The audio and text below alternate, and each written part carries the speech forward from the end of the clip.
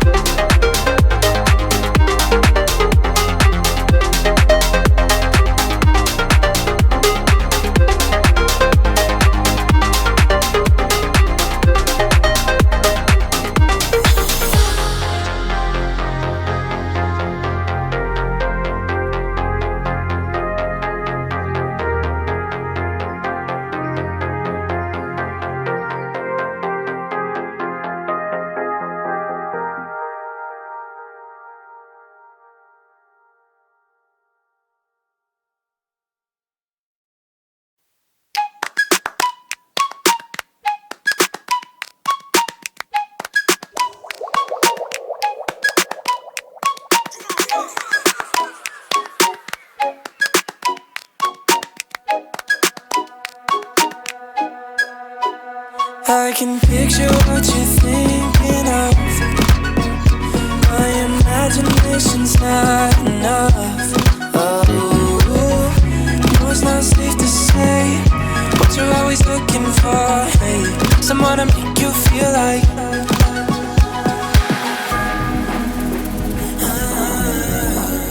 don't wanna think of all the who's that you can pick and choose from. I wanna make you feel like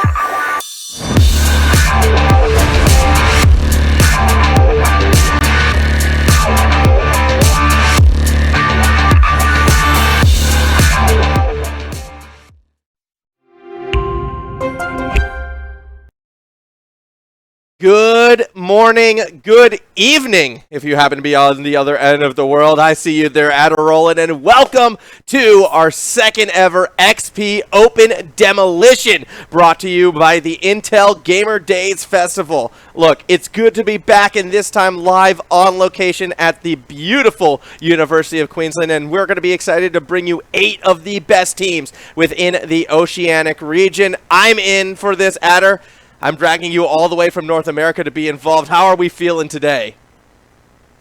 I'm excited because me and you in other broadcasts have talked about, hey, you're always getting on my side of the pond, right? You got these North American teams, and it's always OCE this, OCE that. And now I get to finally see what you've been talking about. And the best thing is I'm not so familiar with a lot of these, so I get to come everything blind. So now roles are a little bit reversed, and I get to see the flash and bang that you're always talking about. That's the OCE. Yeah, absolutely. It's going to be fun, and we're going to be starting with a fun one as well. Bandits Esports Club going to be taking on the Donkey Squad.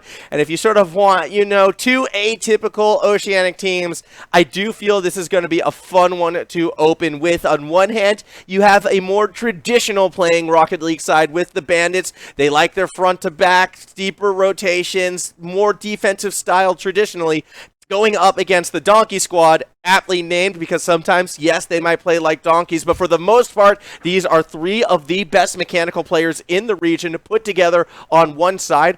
A little bit of a substitute that we'll get into once we get into the match. However, I'm going to be really excited to see how these two fare off. Yeah, I think it's going to be an interesting matchup. I was kind of going through the show notes for this one, and the mechanic aspect of it when we're talking about how they attack the net, how they're going to respond defensively is what has me, has me most curious about how we're going to see these teams line up. And this is a best of 5, I do believe, that we're heading into, correct? Absolutely. Best of 5 winner semifinal for this event, as we've already cut it down to the top 8. Now, a little bit of backstory for this event. It started off as an open event, so pretty much any team could sign up, and the end result was a lot of fun.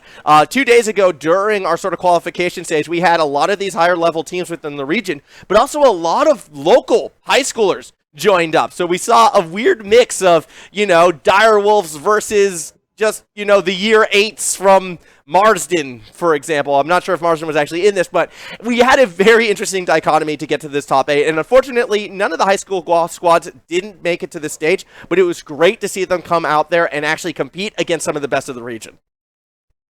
And that's got to be an interesting thing to see, because that's a lot of competition that you may not necessarily be exposed to. When you're talking ranked, you're going to obviously kind of be at that level where you're playing. So it's really good for those lower levels to be exposed to some of that higher level play, because really it's just going to run away and play that much more and get that much better at it. Absolutely. And I do believe we're getting ready to kick this one off, though, but just a quick heads up before we go. A big thank you to the sponsors of this event. Of course, I am talking, again, the Intel Gamers Days Festival for sort of allowing us to hold this competition. The technology that we are using behind the scenes as well, graciously provided by the Computer Alliance, and the giveaways, which we'll be talking more about as this afternoon progresses, are going to be provided by the EPOS Audio.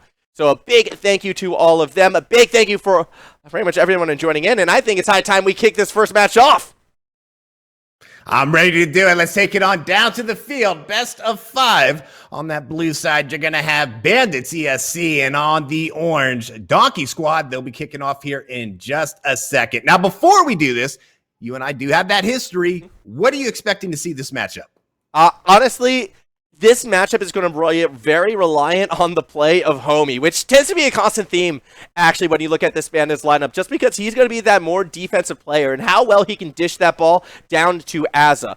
I feel like when we look at this Donkey Squad side, they're going to be very, very aggressive. They're going to be essentially goal hunting, I think, quite early, and they're probably going to be the favorites in this matchup. However, as we do kick things off, it did look to initially be going the Bandits' way. A quick counterattack by Kaka, though, will be stopped by Homie. And here we go. That shot's going to be over. Az is going to take that right up the middle. Climbing high. Has a chance. That's going to find the backboard. Double tap. Just misses. And this is, again, why I'm saying it's going to be all in that Homie Azza connection. If Homie can, or in this case, Siva, can find ways to dish that ball to Azza in some open space, Azza is the type of player who has the mechanical ability to pull these kind of shots off. I know typically doesn't get stream time and might be one of the more unknown mechie players within the region, which is why opportunities like this, it's going to be important for Azza to shine, particularly if the Bandits are going to have a chance in this matchup. As it stands, Donkey Squad, they are currently on the attack as we see Finn nearly gets one by Azza, who's able to make the save. That's coming back on. They are still working on that side of Bandits right now. Nice little pass over to Tango. Leads that towards the middle. That's going to be sent right back off towards the side. Somehow finds number 2. Goodness. Top down in. That's going to be 1 goal for Donkey Squad. And they were so patient on this attack as well. That was the most impressive thing. It was kind of like the entire Donkey Squad was lining up one at a time just outside the box, waiting for their chance. And the delicate touches were catching the Bandits off guard. It really looked as if the Bandits were expecting more of a bang into a corner pass setup, but instead, the Donkey Squad kept the ball in front of them, kept it hesitated just right in front of that net, and as soon as they saw the opening, boom, 1-0 lead. All right, now Kaka's going to take that one down. Almost gets it by there. Steve's going to come in with the last-minute save. That's going to try to keep this pressure on. Going the other way, shot on once again. That's going to be sent off the side, but pressure once again still heading Bandits' direction, and Fawn is going to find a goal, and that's going to be a 2-0 Donkey Squad lead. Yeah, so in this situation, it has been kind of Siva's role, I feel like, to try and apply that forward pressure on defense, and with the swing and the miss, you're giving Finn that much space to work with. He can put that ball wherever he would like, so of course it's going to go off the post and in. Had to use the post right there as well. 2 defenders sitting in the box ready to defend. Picture perfect placement, and this is that Donkey Squad attack that's going to be so dangerous. All right, now this one, Homie sending back in towards the side. Leaves Siva back there, but that's going to be saved by Tango. That one's coming back up towards the corner. Big send as that one was pinched off. Now Homie, chance here. Gives it right back towards the other direction.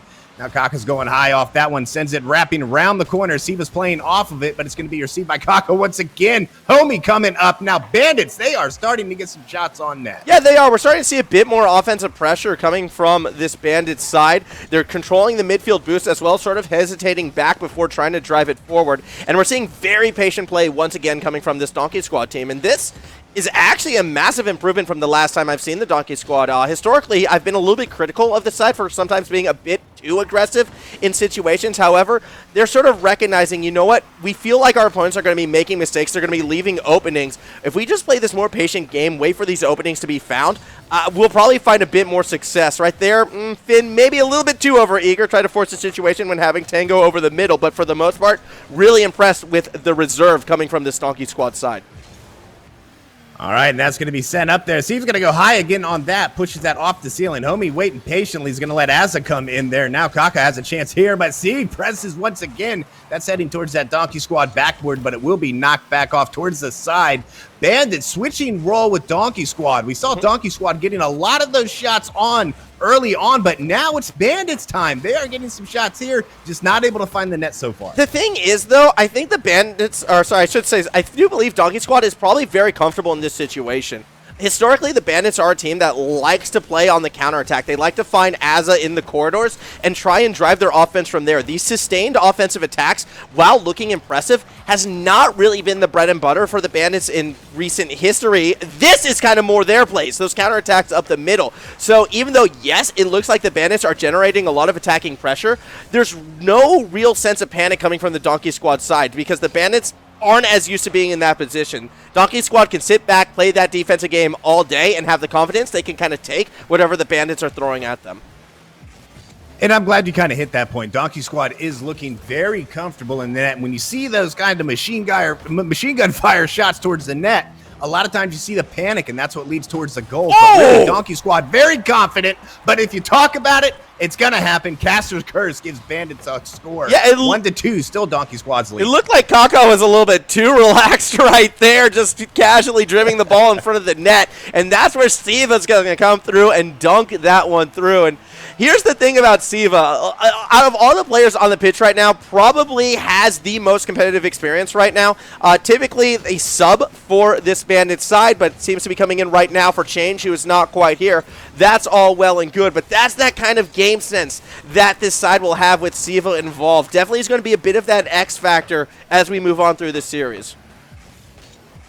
And here we go off the backboard. Fawn's going to send that one out. 30 seconds coming up on the clock. Donkey Squad just having to keep possession, not give Bandits any room in the net to send this thing into overtime. Soft touchdown. Az is going to send it. Makaka's going to get there. Keeps that one in Bandit territory. Siva gets a big clear, pushes it right back to Donkey Squad. Azza looking for the middle. Finds Homie, but that one is not able to find its mark. 14 seconds on the clock.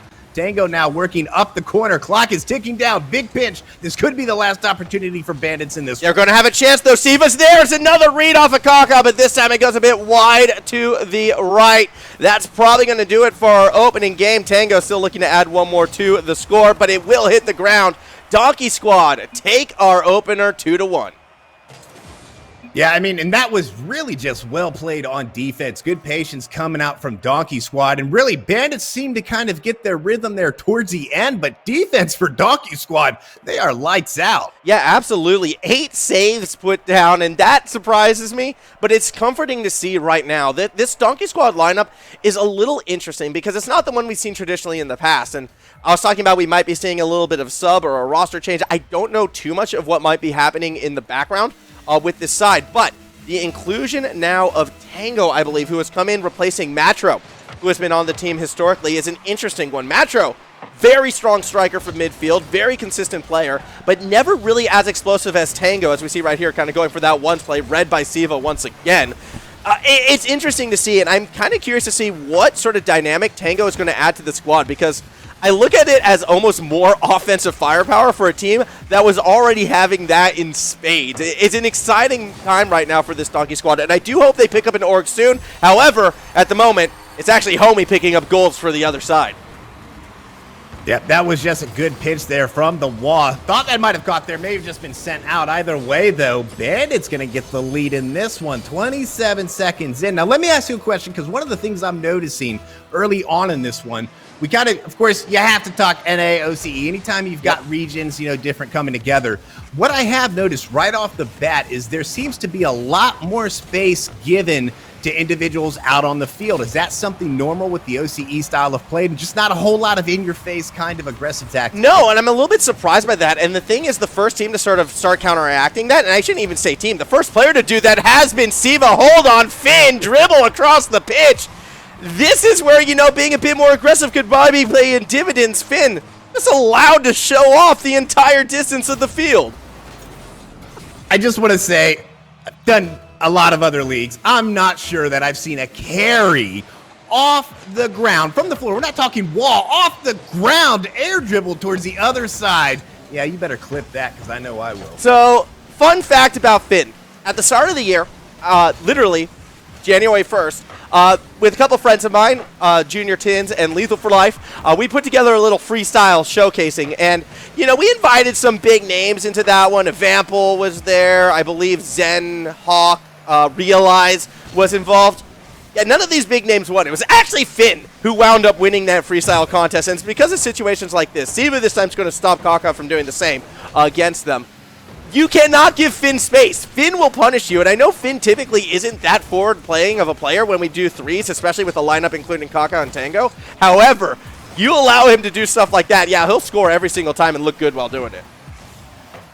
All right, we have a tied game coming up on 2 minutes into this one right now. Tango's going to pinch it with Homie. That one's going to float just a little bit towards Donkey Squad territory. Homie's not able to make contact. Siva gets a shot on, but Kaka will get the save. 2 up from the corner. Ozza's going to make the turn on it and does. Now that's going to have to be flying through the air. Kaka's able to make contact, pushing it towards Bandit. Big bang. Could be trouble. That one off the outside.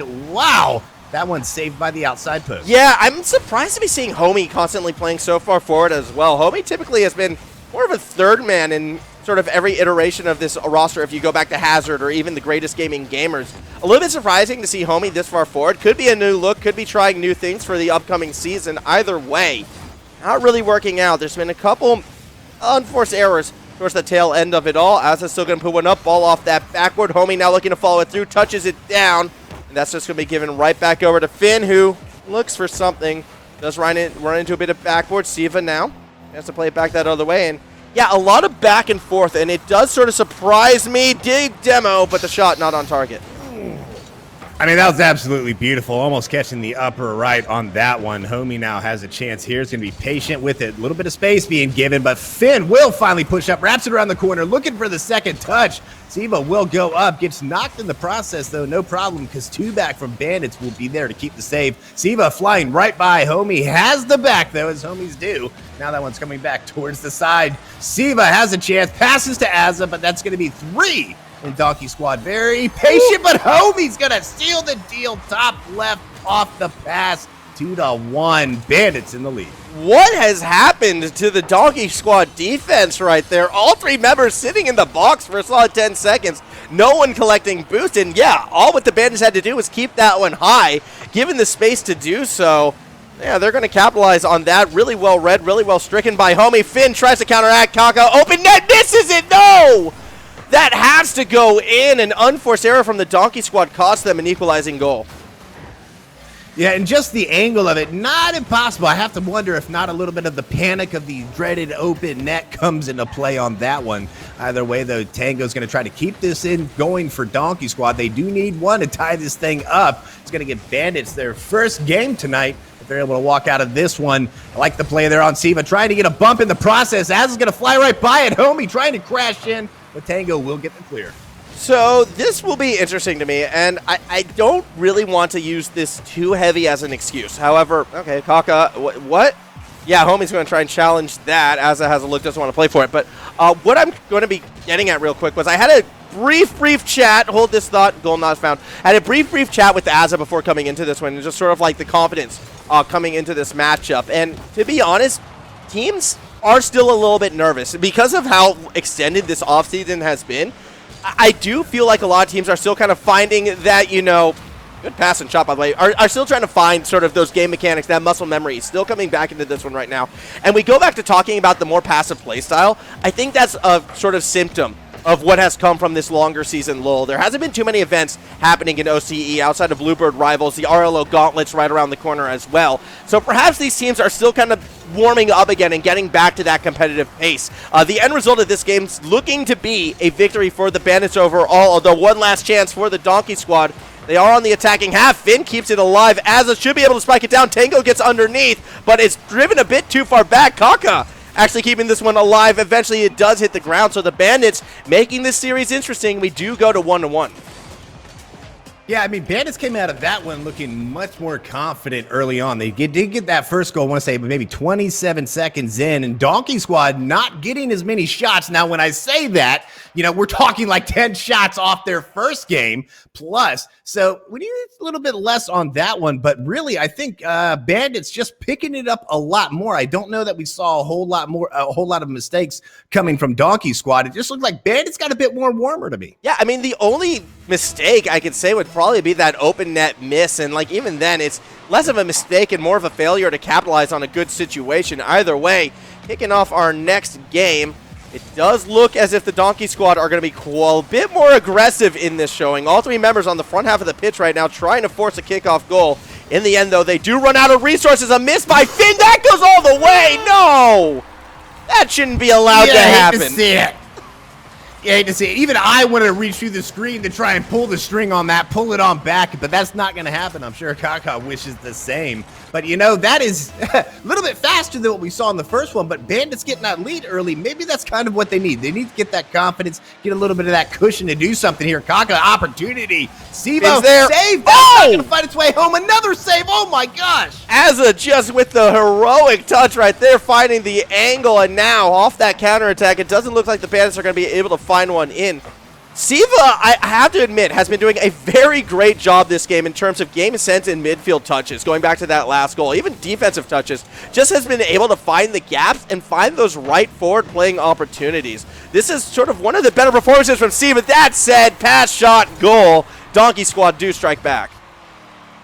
I mean, that was absolutely lasered in there. Once it hit there, Tango just going to get the beat on Siva. Thought he had an opportunity to stop that one. Fortunately, that did not happen. 1-1, and we're less than a minute into this matchup. And that was just a heads-up play right there from the Donkey Squad side. I kind of spoke a bit at the start. Hold the thought, Finn, kickoff goal. Well and good. I do kind of want to touch on this point, however, as we watch this kickoff again. It was just a case of Finn being in the right place, right time. Homie missing that side boost. A little bit awkward. But that, to me, the goal previous one, the equalizing, was a case of Donkey Squad understanding what the Bandits wanted to do. They were able to cut off that interception to the pass down to Azza in the corridor, which should be the Bandits' bread and butter. If you can play around that and shut it down before it happens, you're going to get scoring opportunities. Kickoff gives them another one, and now Kaka nearly gets it again. Just trying to shut Homie down. I'm really liking this more aggressive Donkey Squad side. Yeah, they definitely can get out there and get it going. It just looked like last time it might have been a little bit of a misfire, but now they're definitely getting it on. Now Tango, opportunity here. Homie's going to try to get the threat away. Tango somehow winds up. Here, 1-on-3. Tango taking it. That shot's going to be wide. Oh my goodness, that was an almost another certified Tango moment right there. Still one of the best ones players in the region, and kind of looked like Ronaldinho right there, just making everyone miss. Pass forward, shot, strike. It doesn't get much cleaner than that. Donkey Squad up 3-1. I mean, after coming off the 1v3 get off me play, you know Tango had to show up and kind of get some retribution perhaps there. Does make a showing. 3-1 Donkey Squad. Bandits have got to be careful that this one does not get too far away from them. Yeah, absolutely. We'll see how they react. Homie actually nearly making the kickoff work. Azza going to shut down in that upper third, but does not quite find that pass to Siva. Now with the attack rotating back, Siva has to buy some time. It was a slow attack, but Azza wasn't able to make the read on Tango. This is going to force Homie forward. Homie again buying time for Azza, I would imagine, but no. Kaka from underneath throws the attack off balance, and things start to fizzle for the Bandits side. Yeah, I mean, that one just gave up possession. I believe that was Siva that might have sent that one away, just kind of handed Donkey Squad a present there, and they were able to turn that into a shot. Coming up on the halfway point, Kaka's going to try to press it in. Siva has a banging clear. That's going to be a follow-up again by Siva. Puts it off the corner. Can't hit the double, but it doesn't matter because Azza can. 2-3. Donkey Squad ahead by 1. 116 kilometers an hour. Every goal we've seen so far in this game have been absolute bangers right there. True power out of the Octane. A little bit surprising either way. As a well-placed 1-goal game, still only halfway through this one. Bandits very much in it. Oh, homie just saved a goal with that bump on Tango. Now Oz is going to send this towards the corner. Kaka's going to read that, though. It's going to be pressed up off the ceiling, though. And that's going to be given away as this one's heading back towards Bandit territory. Siva's going to fly in from the other direction, pushes it towards the corner. Oz going high, has Siva in the corner. They're going to win that 50, trying to sweep by, but they're going to press up. No problem as Bandits are keeping possession. Finn, though, comes away, but Ozza says no. Bandits still on the attack here. 2 minutes left. Yeah, only 2 minutes to go. Still Bandits looking for something, but eventually Donkey Squad are going to try to find that pass back. And with the demo as well, another bump! That's going to be a 4-2 lead. Very physical offense. Just allows a measly 32-kilometer-per-hour goal to be scored. But yeah, you can see the demo. You can see the bump from Finn. Nothing Bandits could do. If this was any other sport, there'd have been a red flag tossed out there on the field. Been a penalty, or somebody would be holding their knee. This kind of thing happened. But what a play to stay with it, follow it up. Everybody's involved. I mean, Donkey Squad. Bandits. We're not finished here yet. 3-4. Donkey Squad only ahead by 1. We were getting it out of our system early, Adder. I mean, you know me. There's always going to be one own goal, right? We're just getting it out early right there. Yeah. The corner clear attempt does not work out for the Donkey Squad at all. That's going to be the own goal for the entirety of the stream. So people who do come in later, which I do expect will happen going through this afternoon, well, I'm sorry to say you've missed out. Yeah, you have, but you'll see lots of clips and you'll be dreaming of the ball being carried from one side of the field to the other like I will in just a few hours. Now Kaka's going to try to press this one over. Flying high again. Oh my gosh, please don't do it. I don't think my heart can take it. The 50's going to send this one up towards the ceiling. Finn not finished. Tango going in. Finds the outside instead. Homie's going to get a friendly little bump from Siva. No problem as they do get a shot on net. Coming up on 1 minute. Bandits, real quick, what do you say, Formal? What do Bandits have to do to tie this thing up? I mean, they're doing very well on defense, actually. Azza just came through huge with that save right before, just from the positioning. Didn't even need to make contact with the ball, but it forced Tango to miss. I just worry right now that they're not being given too many opportunities. It does look to me like we've seen a Donkey Squad start to sort of space out a little bit more. Yes, they're giving space again to their opponents, but we saw this back during that opening games. Even when giving space, the mechanics on this side typically allows them to make good defensive reads and touches. And really, it feels like the Bandits are almost getting suffocated a little bit out of this one.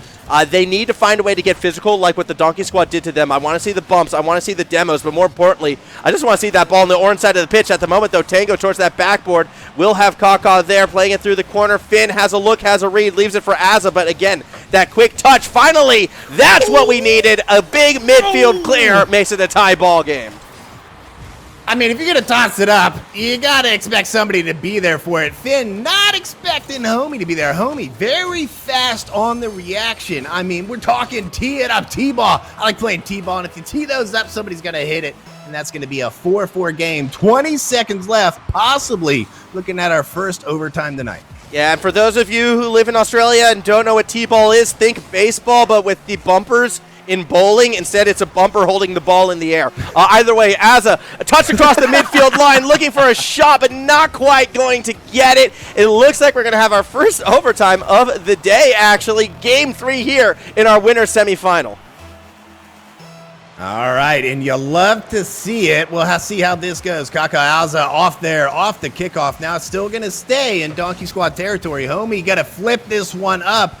Finn's not able to get control, but no problem. His teammate comes up to take care of it. Oz is going to keep pressure on, and it's finally cleared out. Donkey Squad would be on the attack and still be on the attack. I don't know how Tango did that. The Go-Go Gadget arms work there and keeps the pressure on. Now Siva working off the corner and pinged right on towards the back. Tango says, no, you take it.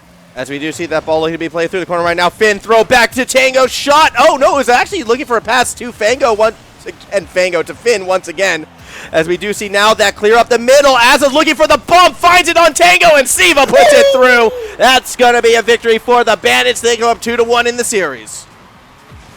I think somebody on the Bandits might have your microphone bugged or something, because I believe you said something about, I'd like to see the Bandits bump. I'd like to see the Bandits demo. Guess what? That is exactly what helped them win that game. Yeah, and it was interesting because typically in that situation, you'd see the Bandits look to actually dish it down to Azza and have Azza be that forward-playing player. And in a lot of ways, Azza was on that goal. Just instead, this time, Siva had the confidence to keep the ball, right in front of their car, dribble it through, and Azza making that key contact at the very end right there just to be able to find that goal. Really well played by this Bandit side. And it's kind of why coming into this one, when I didn't predict it, I will admit. I did sort of predict that the orange side would be winning this matchup, but if any of the teams here would be able to find that upset, I would be leading more towards the Bandits just because their defensive style does match up well against these heavy, aggressive offensive teams. We are back on the pitch, by the way. Just want to throw that out there as we are looking to continue.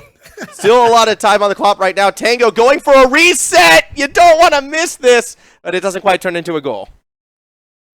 All right, now Ozam have to do the screen overlook right now because we're going to keep you in the game. No harm, no foul. You just have to look at our beautiful faces, talk about it. Now Siva's going to send this back towards the corner. This one's coming back out towards the middle. Ozam may be there. Kaka's going to be there instead. Flying high. Got the reset. Now Kaka's going to try to pitch it to the ground, but Siva saw that coming from a mile away. That said, we are going back to the game right now. As we do see Finn looking to press this one forward. Siva, though, will be riding that corner as well. As here comes Kaka, now going for a shot on the goal. Siva underneath comes through with a big save. Still only a minute into this game. No goals just yet, but a lot of attacking pressure now gets countered. Siva once more finding the lead for the Bandits ESC.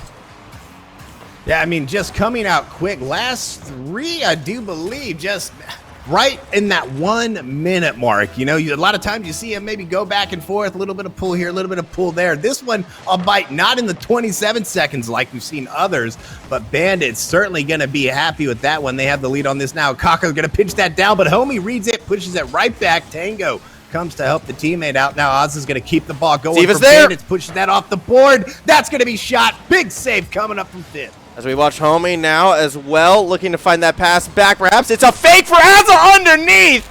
Well-designed play coming from the Bandits, and that's going to be a 2-0 lead. I mean, the more and more this goes, Bandits just getting more comfortable, a lot faster. Even the speed steps up. I said it earlier. I was like, hey, there's a lot of space being given, but there is that social distancing thing out the window. They're in everybody's face right now. Yeah, absolutely. Just found in Brisbane, no lockdowns today, and I guess that means we're going to be taking advantage of it. Finn looking for a pass down over to Kaka. Won't be able to find it. Instead, Azza will be playing it forward. Siva looking for a pass across the middle, but Homie was a bit too tight. It's more of a delayed play. A lot of power thrown, which will be thrown right back up. Tango was cheating forward underneath. Kaka's there. Shot saved by Siva. This veteran player's game sense right now is becoming up huge throughout the entirety of this series, I feel like, Adder. It started with a lot of those aggressive reads, those early dunks, and now we're seeing it on defense as well. So impressed with the play from Siva in this match. Yeah, I mean, just really clean shot. That's going to be a goal, and you love to see him link up like that. That's going to be an interception coming from Azza. Puts Steve there, and that goes back and forth. Finds the way home. 3-0 Bandits. I mean, this has just been a great turnaround and a fantastic performance coming from this Bandits side. We're seeing a lot more sort of offensive prowess, I feel, from a team that historically hasn't been the same, but at that notion as well, they're still doing the same thing that I've kind of come to recognize this lineup for, which is starting up their offensive plays, finding it fast and furious from their own defensive half. Granted, it's been more midfield, I'd say, than their backboard, and Azza hasn't been that striker, but I think that's just because Siva's been playing so well today. Kind of okay to kind of let Siva take the reins in this one. 3-0 lead right now. Still a lot of time for the Donkey Squad to bounce back, but as long as we're seeing a Bandits team kind of get in the Donkey Squad space, I think they're going to continue to find success because historically Donkey Squad has sort of needed that space to be given. Case in point, Finn given space right there, shots on target, but it's going to be cleaned up by Homie.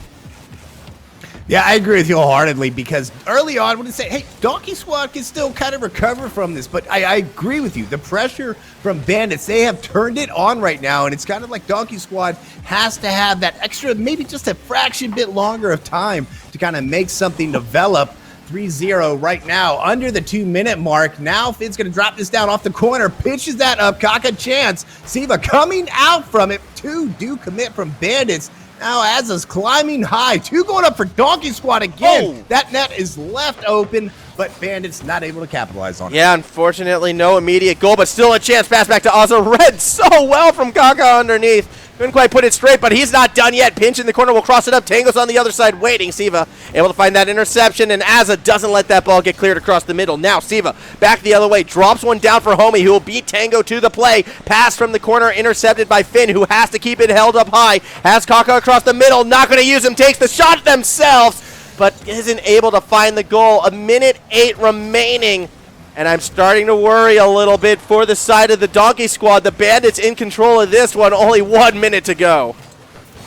You gotta, if you are Donkey Squad, you have to get rid of Homie. Homie has been very fast here in the last couple of shots and getting the saves, getting the clears out of there. You'd like to see Donkey Squad try to create more of that space so they can get something going there. Look 40 how seconds on this one. Azza with a chance. Azza has a hope. Azza has a goal. That was the slowest clear I have seen in a good long while as we watch the replay right now. I can't blame it. It's the ice hockey power play. They pulled the goalie on the Donkey Squad side. They went all in, couldn't quite find it. And with that goal, that's probably going to be the dagger in the series. The Bandits are going to win this one, send themselves to the winner's final, a guaranteed top 3 finish for this side. And I have to admit, when I looked at this top 8, I would consider it a little bit of an upset. However, stylistically, they do match up well against the Donkey Squad. They're able to pull it off against a team that, I have to admit, still looks like they're warming up in a lot of ways. Really well done for the Bandits today. Yeah, I mean, just really early on, and that's going to be a goal in there. That's going to get them a little bit, a little bit of hope on the board. 16 seconds left. You never know what can happen, but I tell you, I like how Donkey Squad came out early on, but really the story just seems to be Bandits kind of getting in their face and making those fine adjustments to really just flip the script on what would have looked like a really big upset, at least to me. And if we weren't sure before, that little own goal by Finn's going to secure it. Absolutely. 125 kilometers per hour. Absolutely got all of this one. Watch this again. Bam! Oh, I've been so good had we been going the other way. As it stands, 5-1. Bandits win this one and then some now. Currently on the other end of the bracket right now on this winner's side, it was the Renegades versus Rancid Rats Reborn. I'd have to imagine that's going in the Renegades' favor. I'm not too certain. Rancid Rats are kind of a strong team. I am getting the thumbs up, though. Yes, the Renegades were able to beat the Rancid Rats, so that's going to be our winner's final. Bandits versus Renegades. I mean, that's pretty thematic, no? Yeah, no, I like that. It's, you get the whole Wild West story kind of thing going on, and really it's, hey, anybody's game at that point, but hats off. That was a very good game. Some interesting plays already. I can hardly imagine what we're going to see as these games go on. I'm still thinking of the MJ play from the other side of the court. I mean, absolutely. That was pretty special right there that we saw from Finn, I believe, who put that with their action, or was it? No, that was Tango who got that. Either way, though, it's one thing to beat the Donkey Squad. Renegades are going to be a whole nother beast, I feel like, for the Bandits. It's kind of like going that next level up, and it's only fitting that's going to be our winner's final. But yes, we are going to be going to a break. When we return, it's going to be the Renegades. First time we've seen them in XP in a good long while. This lineup since the inclusion of Fever has been a lot of fun. I rank them as one of the best teams in Oceania, but the Bandits just beat another team I thought could be pressing on the top 8. So we're going to kind of see how that plays out, throwing it to a break. When we come back, our winner's final. Not going to want to miss this. More Open Demolition when we return.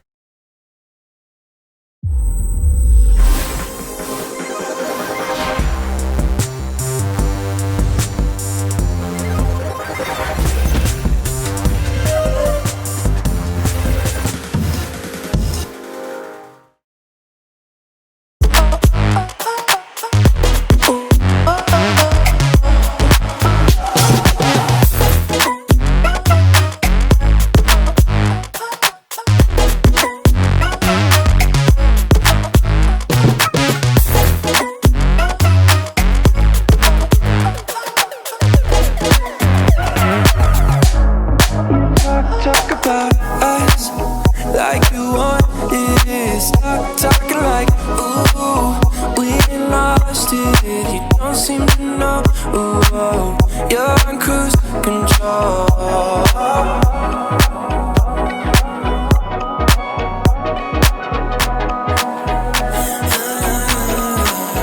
Don't wanna think of all the rules that you can pick and choose.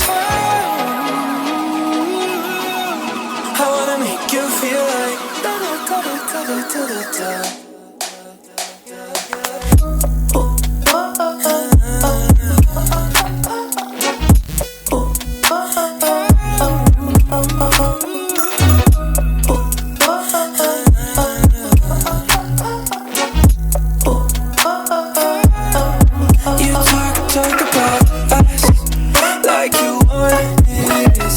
Talking like, ooh, we lost it. You don't seem to know. Ooh, oh, you're on cruise control.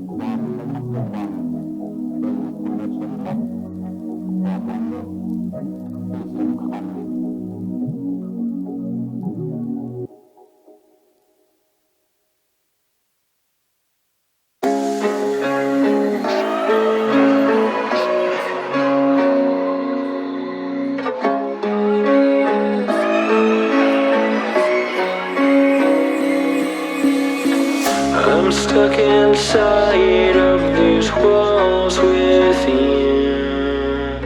I don't recognize who I've turned into.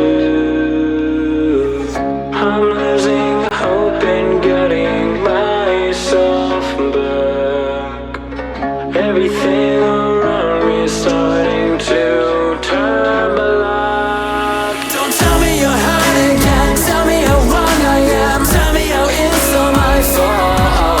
Yeah, I've met my match again, starting from scratch again. Where is the pleasure in all this pain? Don't you lie to me. Say it's all okay when it feels like I'm drowning. I hate to say goodbye, but it's time to go. All I need is someone else.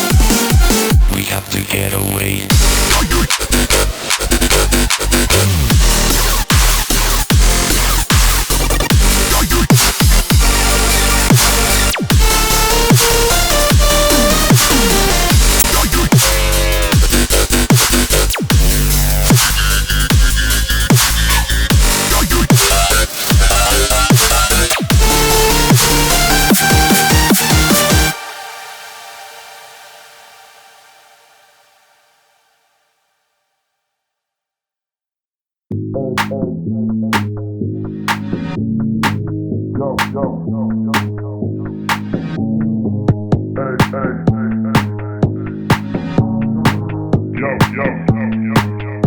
your podcast to the grapevine.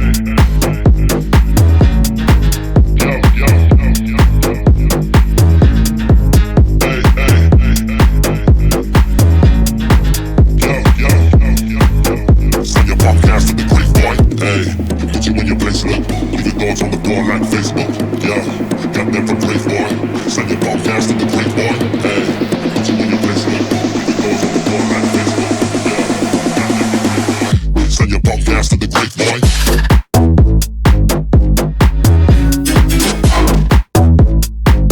Send your podcast to the grapevine. Send your podcast to the grapevine.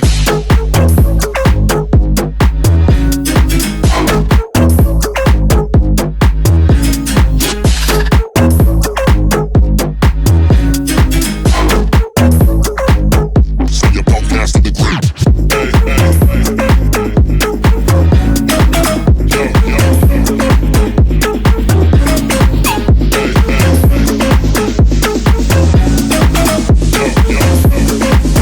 Send your podcast to the grapevine.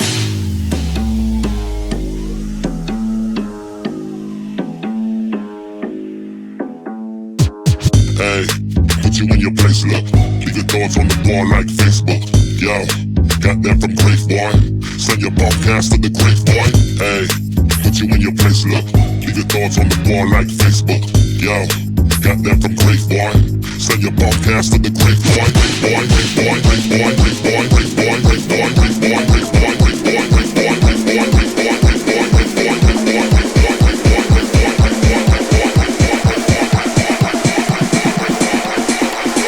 Send your podcast to the grapevine.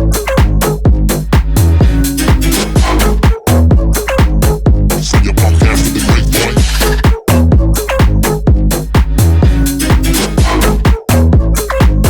Send your podcast to the grapevine.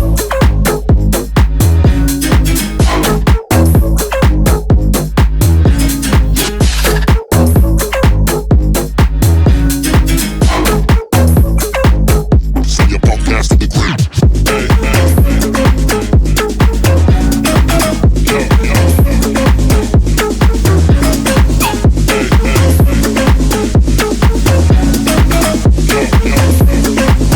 Send your podcast to the grapevine.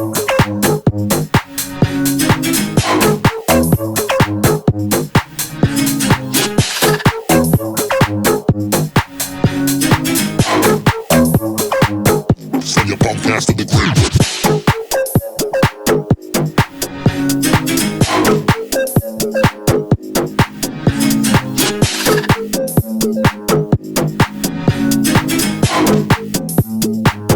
Send your podcast to the grapevine.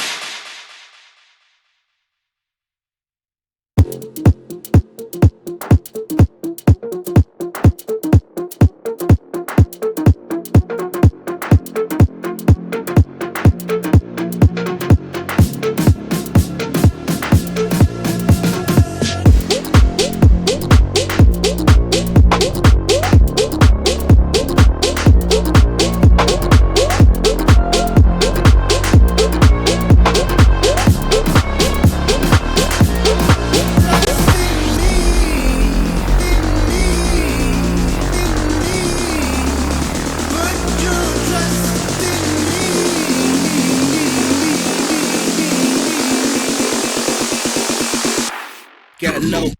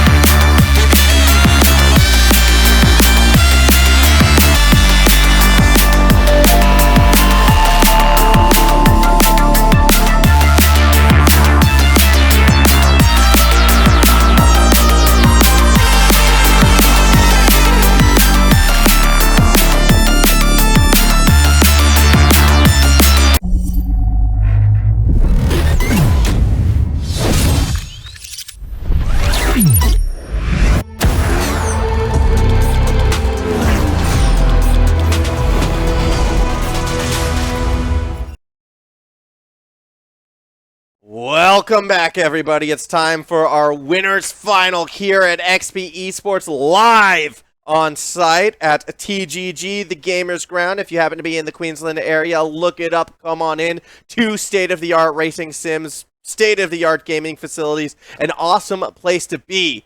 More importantly, though, I think an awesome place to be is going to be over on Mansfield because it's time for our winners final, Adderall, and it's going to be a big one. The Renegades taking on the Bandits. We're going Wild West for our next match. Yeah, I'm looking forward to this matchup. We saw Bandits early on last match going against Donkey Squad, and it was just kind of one of those things where they just needed time to warm up. And now you're talking about a Bandit squad that had a whole match, went through that one, coming up on this one, very warmed up now. We can't say, hey, we haven't played in the last 24 hours or anything like that. Everything's on right now. Everybody's warmed up. I'm really excited about this matchup. I'm really excited about this matchup as well, as I feel like it is going to be a big-time battle. I mean, anytime you get the Renegades in, you can't help but get a little bit excited. 3 of the best players at what they do in this region. Kami, Fever, CJ. I mean, people... I almost feel like this is one of those teams that actually do get that international recognition. They have been at those lands before. CJ, and Kami, obviously, with that experience. Fever, not quite there yet, has been a younger player in the scene, but obviously a bright future ahead and now involved with this organization. This is a team built to win RLCS, and I'm kind of excited to see how well they will go in their Season 11 sort of campaign. Granted, Season 11 hasn't started yet, and you want to get into that on that right foot. So coming in today, they just don't want to win this match. This is a team that I'm expecting has those expectations to win the entire tournament. Yeah, and you kind of touched on it. The Renegades, popular team. I know quite a few of the NA side of the house. I know a lot about them. I don't know much about OCE, but I can tell you, I know who the Renegades are. So immediately that was eyes caught to that one because we talked about some of the styles of play in the pre-show and whatnot with the demo plays, the big shooters. And it's just really one of those things where you're expecting big things to happen. And it sounds like big things going on right now. So we should probably get down to the field. Yeah, we are on the game itself as we do kick things off. Fever already on that attack. Asa going to play through that backboard instead as we watch Siva from underneath. Set up Kami on the other side. Second touch right underneath the defense. 1-0 lead already for the Renegades.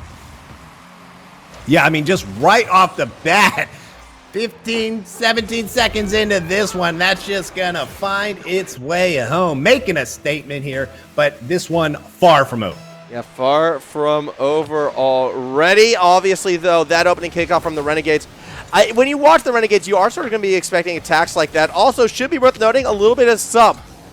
So Zuko coming into play instead of CJ. That's going to be a little bit of a blow, I think, in terms of the speed on this team. Also considering Zuko and as well as Fever have traditionally had very similar play styles. I'm going to be curious to see how these two work together. That said, Fever setting up Kami, and it's already a 2-0 lead.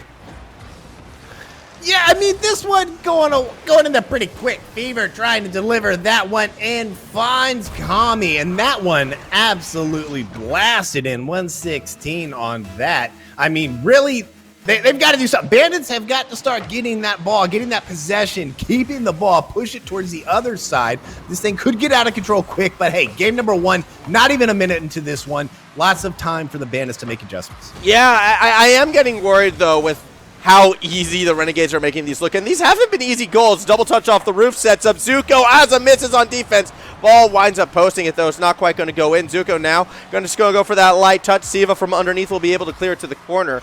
But what I'm trying to make is, like, yeah, you could see already the difference in, like, these two teams' approaches. Last game, we were a little bit critical of each side, how they were giving space to their opponents. Look at how far forward the Renegades are playing. They are just relentless in not giving space at all for the Bandits to get these clears, and the end result has just been constant offensive pressure. This is Renegade-style Rocket League. Doesn't matter that the subs coming in. They're still playing that same style we know and love them for. However, counterattack straight up the middle. Bandits almost get one back. I just want to point out Siva for MVP in game number 1 because Siva, busy person in the net. Did not commit early on, which what a lot of players would have in one of those shot attempts. Kami will get that one in there. Does not want to hear us talking about Siva, but Siva was playing early on in the net there, but big demo coming out. You talked about the demos from the Renegades. maybe they'll start putting more of those out there. 3-0 Renegades. Yeah, I was about to say, Kami got the goal, but I think it was Zuko who took offense about talking about Siva right there. The moment you mentioned that, just went straight for that demo. Fever's going to find one as well across the middle. And the thing about that goal that I think a lot of people might look to is like, oh, Azza missed it. It didn't even matter if Azza would have made contact. You already had Kami underneath, ready to strike that ball and have that read. There's just been no quarter given right now to the Bandits out of that opening kickoff. The Renegades, they're not in a mood to play around. This is a team just going full bore at it. Why not? It's the winner's final of this open demolition. Backboard pass, shot's going to be a little bit high. Fever tried to bridge that gap between Azza and the goal. Counterattack, though, it's what the Bandits are known for, already saved by Kami. Now, you have to think about this one, and I'm curious on your opinion on it. We saw Bandits, they just came off the match against Donkey Squad. Totally different story here. Homie will find the net. That's going to give Bandits 1 goal right now as 3-1. Renegades still in the lead. I'll get back to my point here in just a second. Yeah, I mean, that was just a well-placed shot from Homie. A little bit surprised it got past that Renegade defense, but we're going to go ahead and take those if we're on that Bandit side. Renegade's going to be playing a little bit of comeback right now. Also, interesting to note, people a little upset apparently with Homie's car design. I hear you, I agree with you, and that's how come Fever nearly gets it. The squishy save from Siva saves this game from getting out of hand. Now coming up on 2 minutes there. What I was going to ask you before is, do you think the fact that the Bandits had Donkey before this one, obviously huge jump in the pace right here, do you think that is hurting the Bandits right now? It's hard to sort of spectate on that. I do think it's a different style coming out of the Renegades, but at that same token, it's the style that I was actually expecting to see out of Donkey Squad coming into this game. So I feel like had Donkey Squad been playing at the level that I sort of am going to be expecting to see from them moving forward, no, it wouldn't have affected anything, but with Donkey Squad maybe a little bit sluggish at the start, perhaps we are seeing that right now. As it stands, as this game has progressed, we are getting more offensive pressure from the Bandits as well. They've been given a little bit more space, and they are trying to use it. Fever, though, had been sort of waiting in the middle of the pitch for something to go his way. Doesn't quite work out. Zuko now will play it through underneath. Siva puts one up. Fever, though, from behind keeps it up high. And here comes Kami. This could be dangerous depending on the ball placement. Instead, playing it safe, looking to run through the corner. Instead, Fever now almost gets the dunk on Azza. Does find Zuko through the corner underneath. Kami not going to have a chance. And now Fever's going to queue one more up. Gets bumped on that one, too. Finds a way home. The follow-through, undeniable. And that's Renegades 4-1. Bandits looking for 3 more. As we see Fever, not only set up, not only got the bump required, but found the goal as well. Fever, when playing forward, such a dangerous player right now. It's why he was brought into the Renegades lineup for situations like that. That little bit more dynamic approach on the attack. Paying dividends right here. A chance, though, for a return goal. Siva posts it. 1-2, double doink. Azza cannot follow through. Yeah, that's just so painful when you cannot get that follow-up shot there. Your teammate's just a little bit slower to cheat up and get that one. Renegades are playing on this one. That's a laser down and almost exactly what we saw 5 seconds ago. Yeah, anything you can do, we can do better, even if it's not scoring goals and instead hitting the post. Kami probably is going to want that one back. That was a missile and a half. Still, with 17 seconds left, it does look as if the Renegades are going to hold on, take this opening game. It was a flurry of offense only, and now a little bit of a breakaway. Fever is going to throw it back across the Kami. Backboard pass was looking for Zuko, who was on the outside instead. The inside still sets up Fever, keeping it alive off the backboard. No one from the Renegades committing initially. They're still going to get their chance from midfield, as Zuko will play it through that corner again. This time Azza actually is going to try to find Homie across the center. Kami keeping it alive. We're just sort of playing with our food right now. Homie again keeps it alive and finally spikes it down. The Renegades take that first game 4-1. Yeah, I mean, possession, especially in that latter half, just absolutely in the favor of the Renegades. You're talking 16 shots coming off that one alone to 4 from the Bandits. I mean, I think that says a lot there. Possession, big story out of this one. All right, fair enough, as we are looking to continue along. It's going to be an interesting next game right now, as Renegades currently proving to be, I guess, the superior cowboy after the first game, but there's still, more shots in the round to be fired, and we did see a bit more life from the Bandits in the tail end. The one thing that had me a bit worried, though, is it felt like the Renegades were sort of playing a little bit more passive. It wasn't like we saw the Bandits accurately adjust to that all-out attacking style that the Renegades can establish for themselves. And I feel like if the Renegades get those crazy offensive rotations running again, the Bandits will continue to struggle. Fever going for a little musty. Doesn't quite pull it off. Kami with the follow-through shot will be saved by Azza. Now Zuko off the wall here in the corner. That's going to be sent out from Siva. Now Kami back pass to Fever. It will be knocked away, but that is not doing the Bandits any favors right now, as Renegade still with the pressure. That one sent off the side. Fever pressing it. Kami comes up. That's going to wrap around. Homie tries to get the clear. Almost contact made. As Renegades, once again, that pinched it away, but what a save by Siva. Yeah, but look, Kami's already on the opposite end, and this is what I mean about, like, that suffocating attack. Every avenue that you can see the Bandits try to clear the ball out, there's already a Renegade member there, and playing inside the midfield line. They're so confident to play this one forward, and for a team like the Bandits, who are kind of reliant on forward defensive touches. They don't really like to throw it down to the corner as effectively. They definitely want to throw it forward. It's just been so easy for the Renegades to consistently read, although if Azza wants it bad enough, I guess he'll just go ahead and win a 50, put a goal through, 1-0 lead for the Bandits. Yeah, I mean, that 50 just shooting exactly where it needs to be, right? That's going to shoot over. Azza's going to be there right in the middle. Renegades caught off guard for that one. That could be the spark of hope that the Bandits need to get something started. Absolutely, and a follow-up kickoff goal is put a little bit too high. I'm happy to finally see that Homie as a connection, though, do come through. That is when this team does look at its best, and it's nice to see them get one against the Renegades now. Renegades are the team looking for the response. Fever gets that ball off the backboard. Zuko across the middle has to keep it up high. Siva misses on the backfield touch, but is able to come down and make the save, stopping the double touch.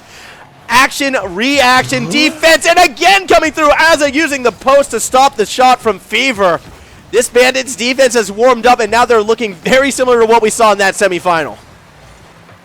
I mean, if the Bandits have a savings account, they've got a lot of interest.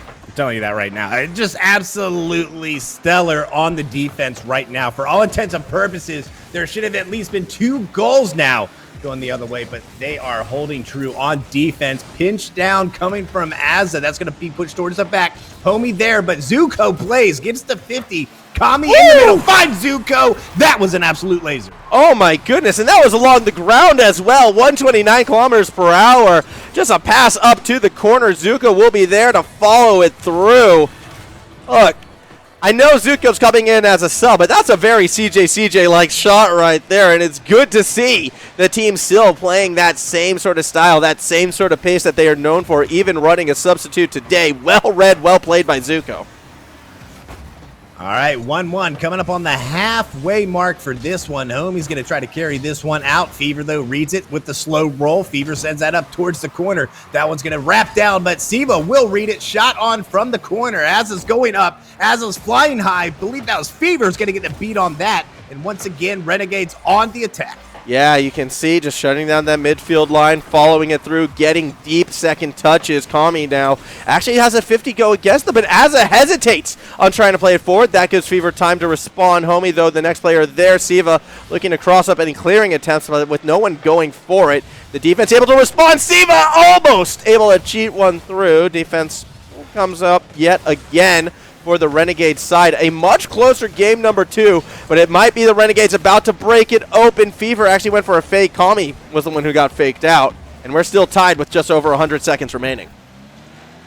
Now Kami's going to push that towards the back, finds Zuko, trying to come off the wall. Nice little pass over to Fever, who has nice contact with it, keeps it, but Siva will play spoiler on that one. Zuko will press that one forward. Kami cannot make contact. Azza shooting towards the sky, gets a bump. That's going to be a shot on, but not is found the net. No goal off that one, but that is not going to stop the Bandits. They are trying to get something going here. Pass towards the middle. Fever tries to play off it. Can't make contact. Now this one floating out towards the side. Siva off the backboard. Fever, big clear out towards the middle. Kami plays it. Ball falls towards the middle. Zuko picking up, sends it towards the Bandits. Siva now sends this right back towards the corner. Now Fever off the double tap from the side. Big clear coming up. Kami racing high. Reset? 1 minute on the board. Kami getting the reset. Shot blocked. That was a good save to be had for sure by the Bandit side, yet the Renegades are still knocking on the door. Eventually we see that deep clear, and that is needed just to give some breathing room and maybe a shot as well. As a read by Zuko. Homie trying to disrupt from the back end, losing out on the 50 as Siva. And once again, the Renegades get to play a little attacking Rocket League. Ball off that backward. Siva doesn't want to find the clear, instead leaves it to Homie. Fever was reading that corner now. Pass forward, intercepted by Zuko, who keeps the attacking pressure on. Siva down to Azza. Kami holding it in place. Back pass across the box. Not quite there. Demo opens the doorway, but Siva keeps the ball high enough. 15 seconds left in regulation. Could be seeing a game 2 overtime.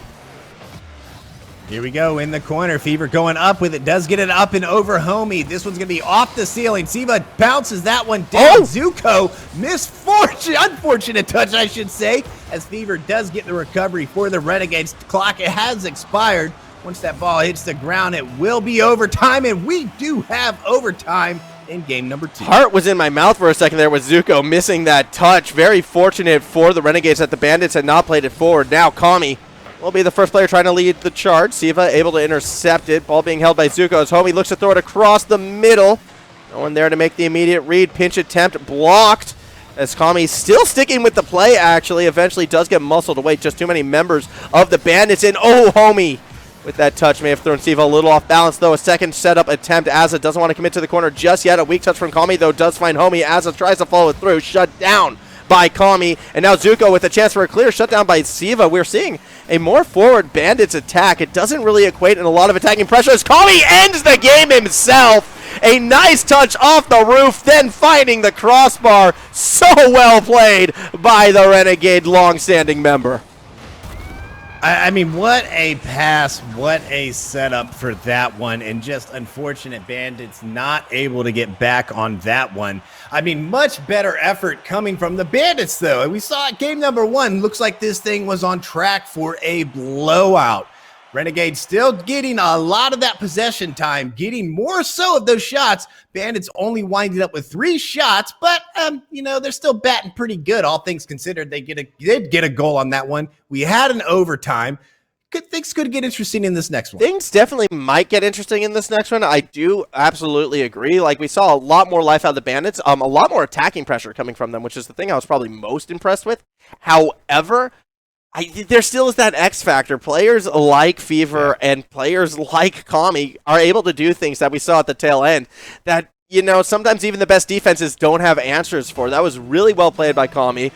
Still one of my favorite players to watch, not just in OCE, but like in the world, to be quite frank. And I love games when Kami starts to feel himself, as we see Kami again on that attacking pressure. Not going to find the goal right away. I'm still worried about the Bandits and their chances. An early kickoff goal would have helped, but not able to find one just yet.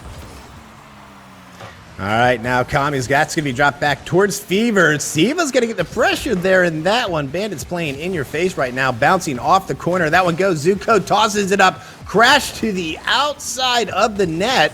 Right now, Bandits still looking to get something going here. Zuko has a nice little clear. It's going to buy the Renegades a little bit of time. Shot over from Siva. Will be turned right back over. Zuko almost making contact. Second player from the Bandits.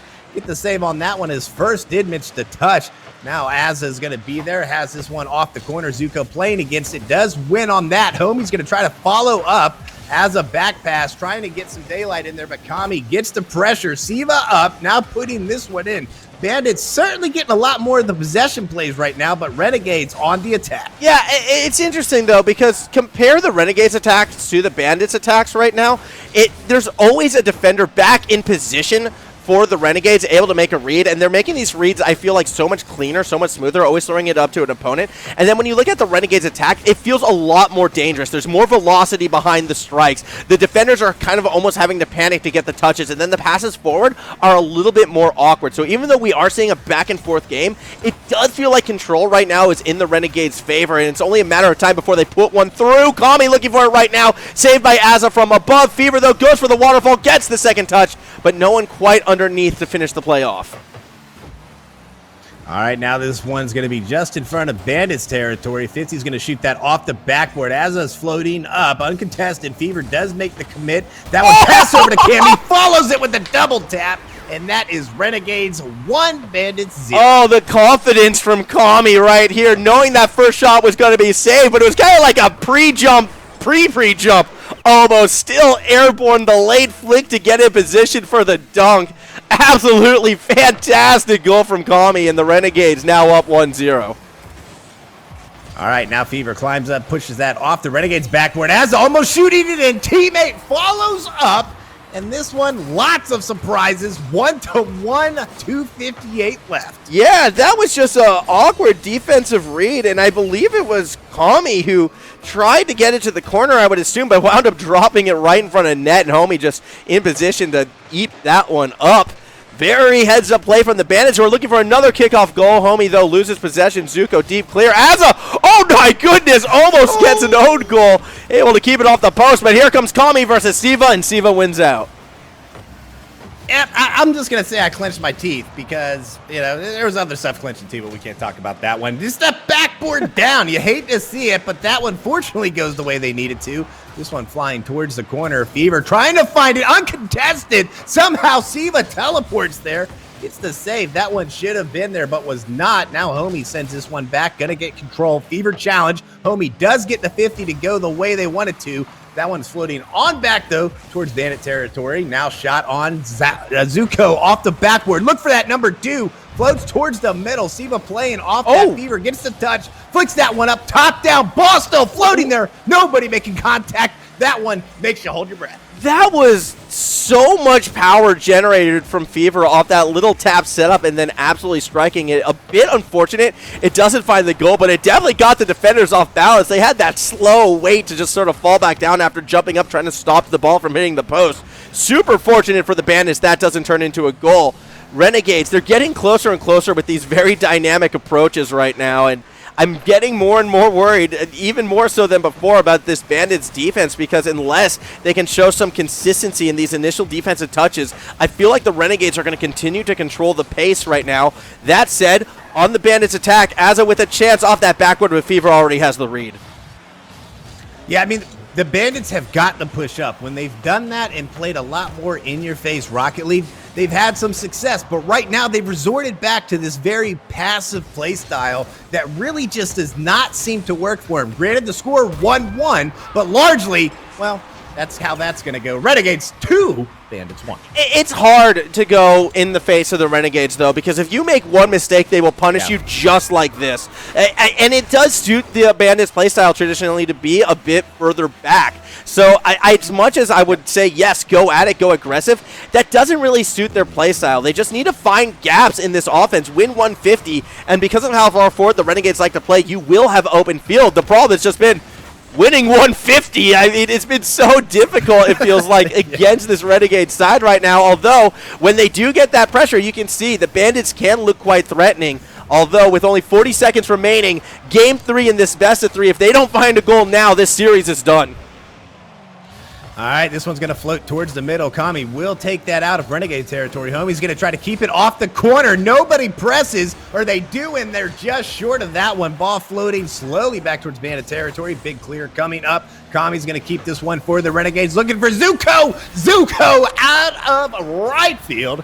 3-1 Renegades. And it looks like the Renegades are punching their ticket to the grand final with this goal right here. A nice forward-thinking play by Zuko. Had the read, had the touch. Had been looking for one of those goals for a fair while as well. A good time to get it. 3-1 lead, 20 seconds to go. The Renegades in control of their destiny, and there's some. I want to see one more goal from Kami, though, just so we can see that cowboy firing those finger guns really to celebrate this one out. Renegades will be advancing. All right, time is not obviously in Bandit's favor. This one's going to be one and done here as the clock does hit 0. Zuko trying to press it. Renegades get a win here. And I think if we ask you, no big surprises with that one. Not a big surprise there at all. The GGs do come out as we do look to advance after that matchup, as it was an interesting game for sure. Look, at the end of the day, I have to admit it's a little bit as favored. Just because of Well, it's the Renegades in this situation, and even with the sub, they just look so strong. However, oh my goodness, the players are doing their best to distract me right now, and I'm falling for it. Adder, please just throw your thoughts on this. We need to address something. Yep, no problem. I was just going through, kind of looking at the brackets here real quick. Donkey Squad are on track right now to take care of Dire Wolves. Then Hardstuck Bronze should have Rancid Rats, at least if what I'm seeing is correct there, which assuming it is. So that's stuff shaping up to be a little interesting there in that losers bracket. But Renegades was kind of expected. I talked, well, that's exactly who I know on that other side of the house. And really, they did not disappoint. Just a really tough ask for the Bandits to kind of rush against. You know what I mean? So it's hey, that sometimes is as it goes. Now you're looking at the brackets right now for those finals. You just watch Renegades, Bandits, Renegades coming in, taking care of business quite handedly. Now in that losers bracket, round 6, we will have here shortly. That one's shaping up to be interesting. Yeah. We'll have to kind of see how those things break Yeah, down. look, if I were to make a prediction, I would say more likely than not, we're going to be seeing the Direwolves taking on the Rancid Rats Reborn.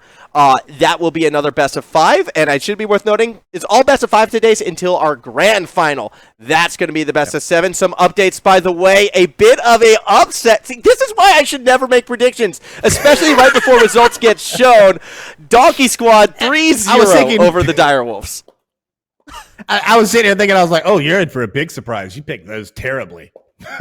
Oh, no. But yeah, a heads-up play for the Donkey Squad. They're going to be back, and I believe, if I could see those standings again, sorry, the scoreline again real quick, our other result as well. Well, it's still being played out right now. It's currently a 1-1 scoreline between the Rats and Hardstuck Bronze, so it's going to be a little bit of an extended break while we wait for that series to finish. When we come back, it will be the Donkey Squad versus the winner of that matchup, so not going to want to miss that one. Losers bracket semifinal when we return here at the Open Demolition.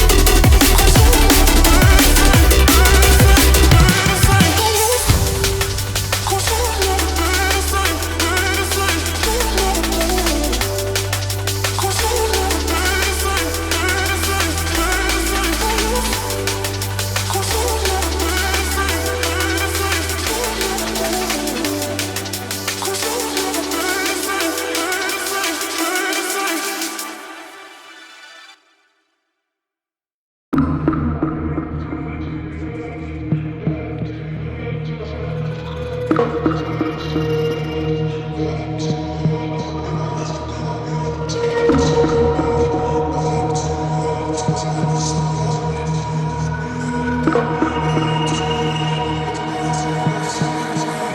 have to stop going back to you. Back to you. Back to you. Back to you.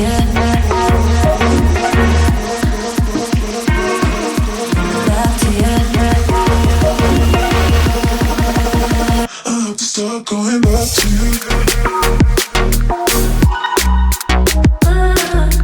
Back to you. Back to you. Back to you.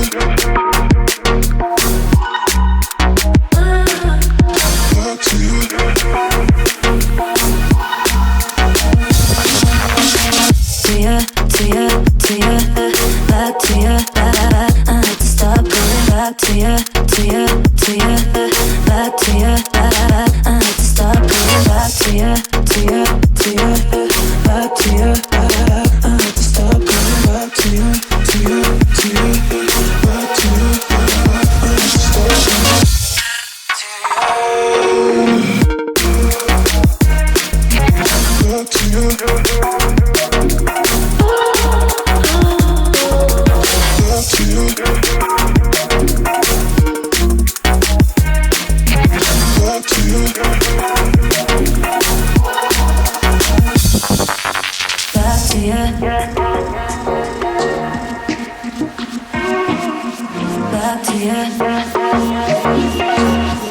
back to you.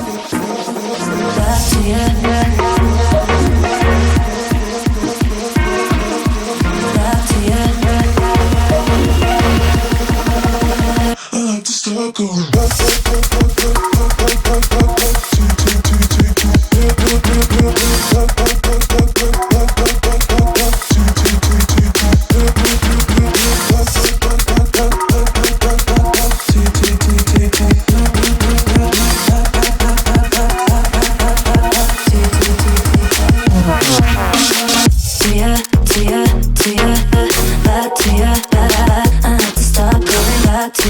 stop going back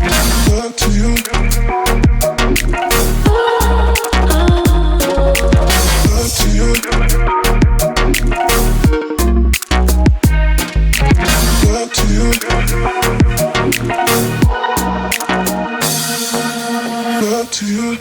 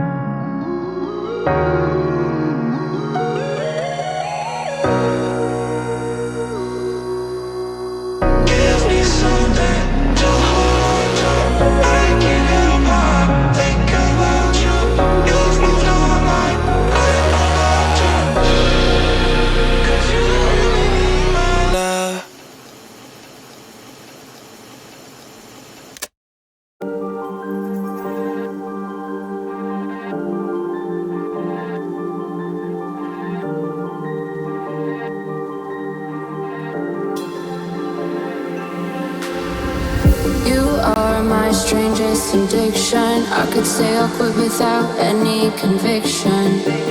Broke my own heart this time for believing that a ghost could find a body alive that hasn't seen the other side. So don't call me, I'll find something to escape my mind.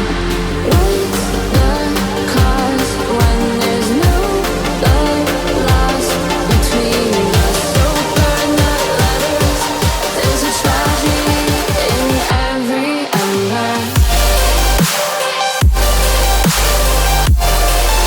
In every ember. In every ember. In every ember. There's a tragedy in every ember.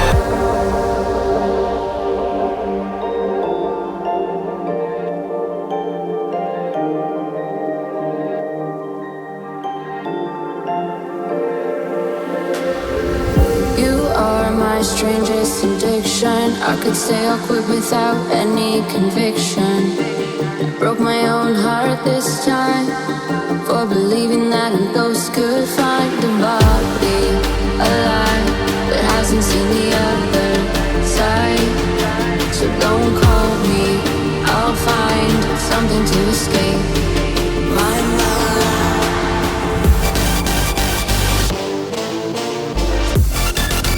In every ember,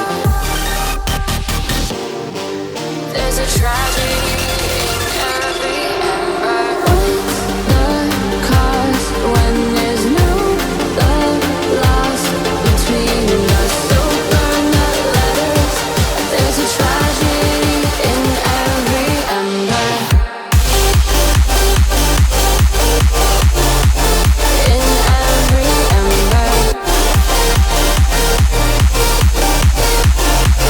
In every ember. In every ember.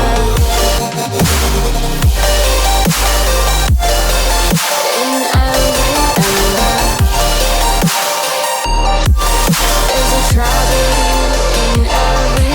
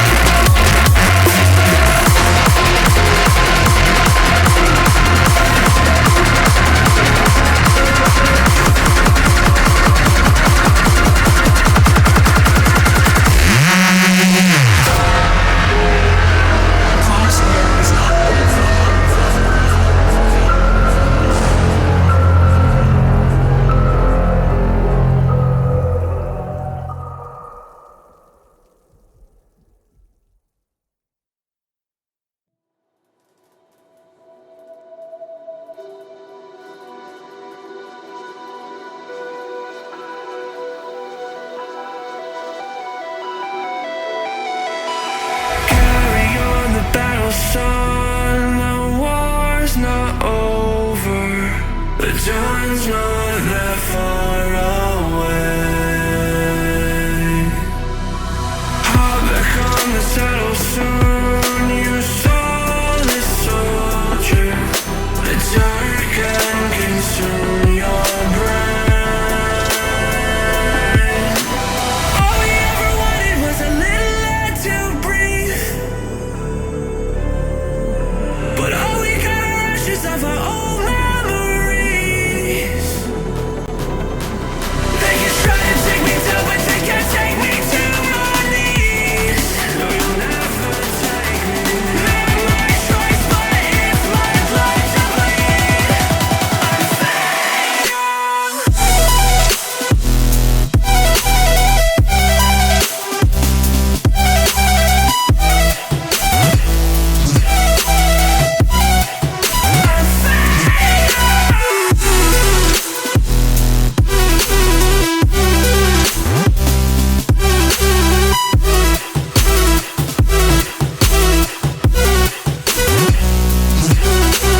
Heed the words I say to you before I will fade away. I need to know what you can do. Show them the only way.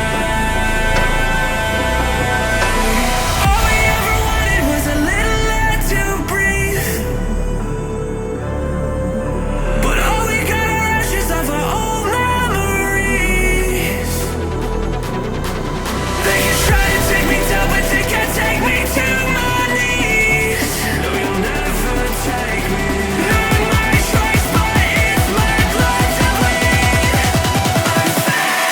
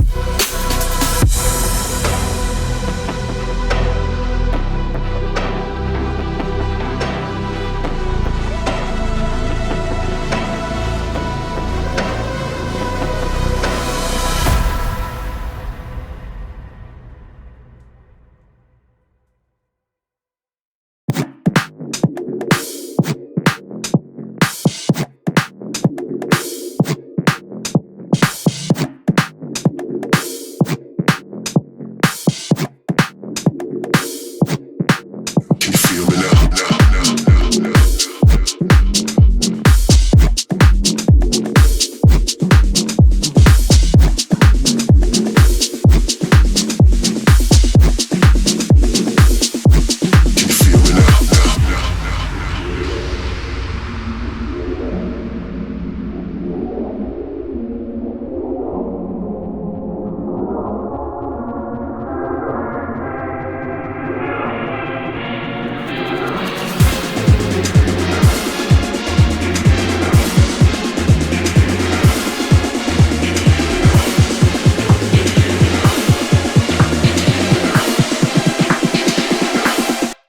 Can you feel me now?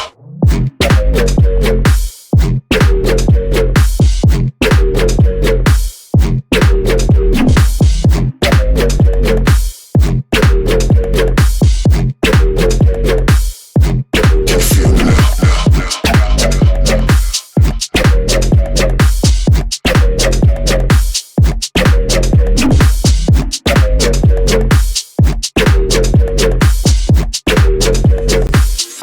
Can you feel me now?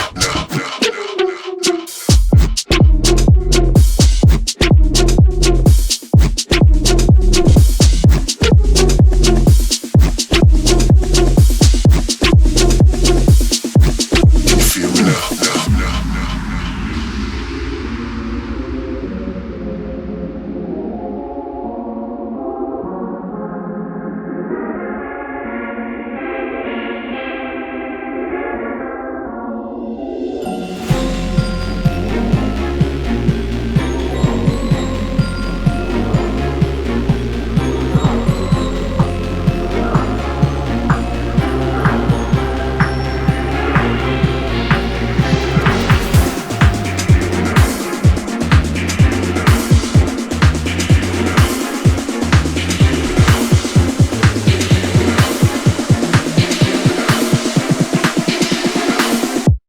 Can you feel me now?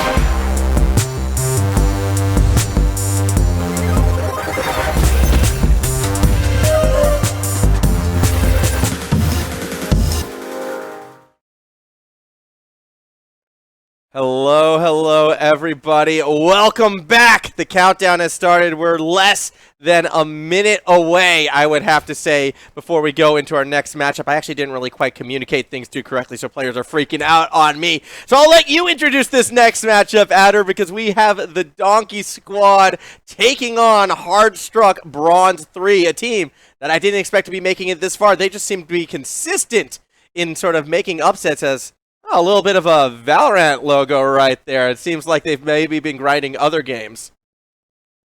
Yeah, you know, and I'm happy to see Donkey Squad again because while they had good games, it just wasn't really their matchup earlier when we saw them with Bandits. So this one, maybe a chance for redemption. I think Donkey Squad has a good shot here, but who knows? Hardstuck Bronze. If you've been Hardstuck Bronze this long in this tournament, you've got a chip on your shoulder. You're probably a little mad. So, you know, you got to wonder what they're going to pull out of this. I mean, look, I somehow doubt that these players are bronze in Rocket League. In fact, I can tell you for certain they're not. We have RLCS experience abound on this lineup, of course, consisting of Sprat, of Ghost, and, well, a player who I am not too familiar with, I have to admit, Remick. He's someone who I've been seeing around on the six-man servers, been, you know, hearing good things. Going to be excited to see them out on the pitch, going up against that Donkey Squad lineup, of course, Finn, Tango, and Kaka going to be going at it. And I'm just going to give the players the okay to go when ready. We're going to be kicking this one off as soon as they jump in. It's going to be an interesting one because I've been picking against Hardstuck Bronze all afternoon long, and they've been proving me wrong.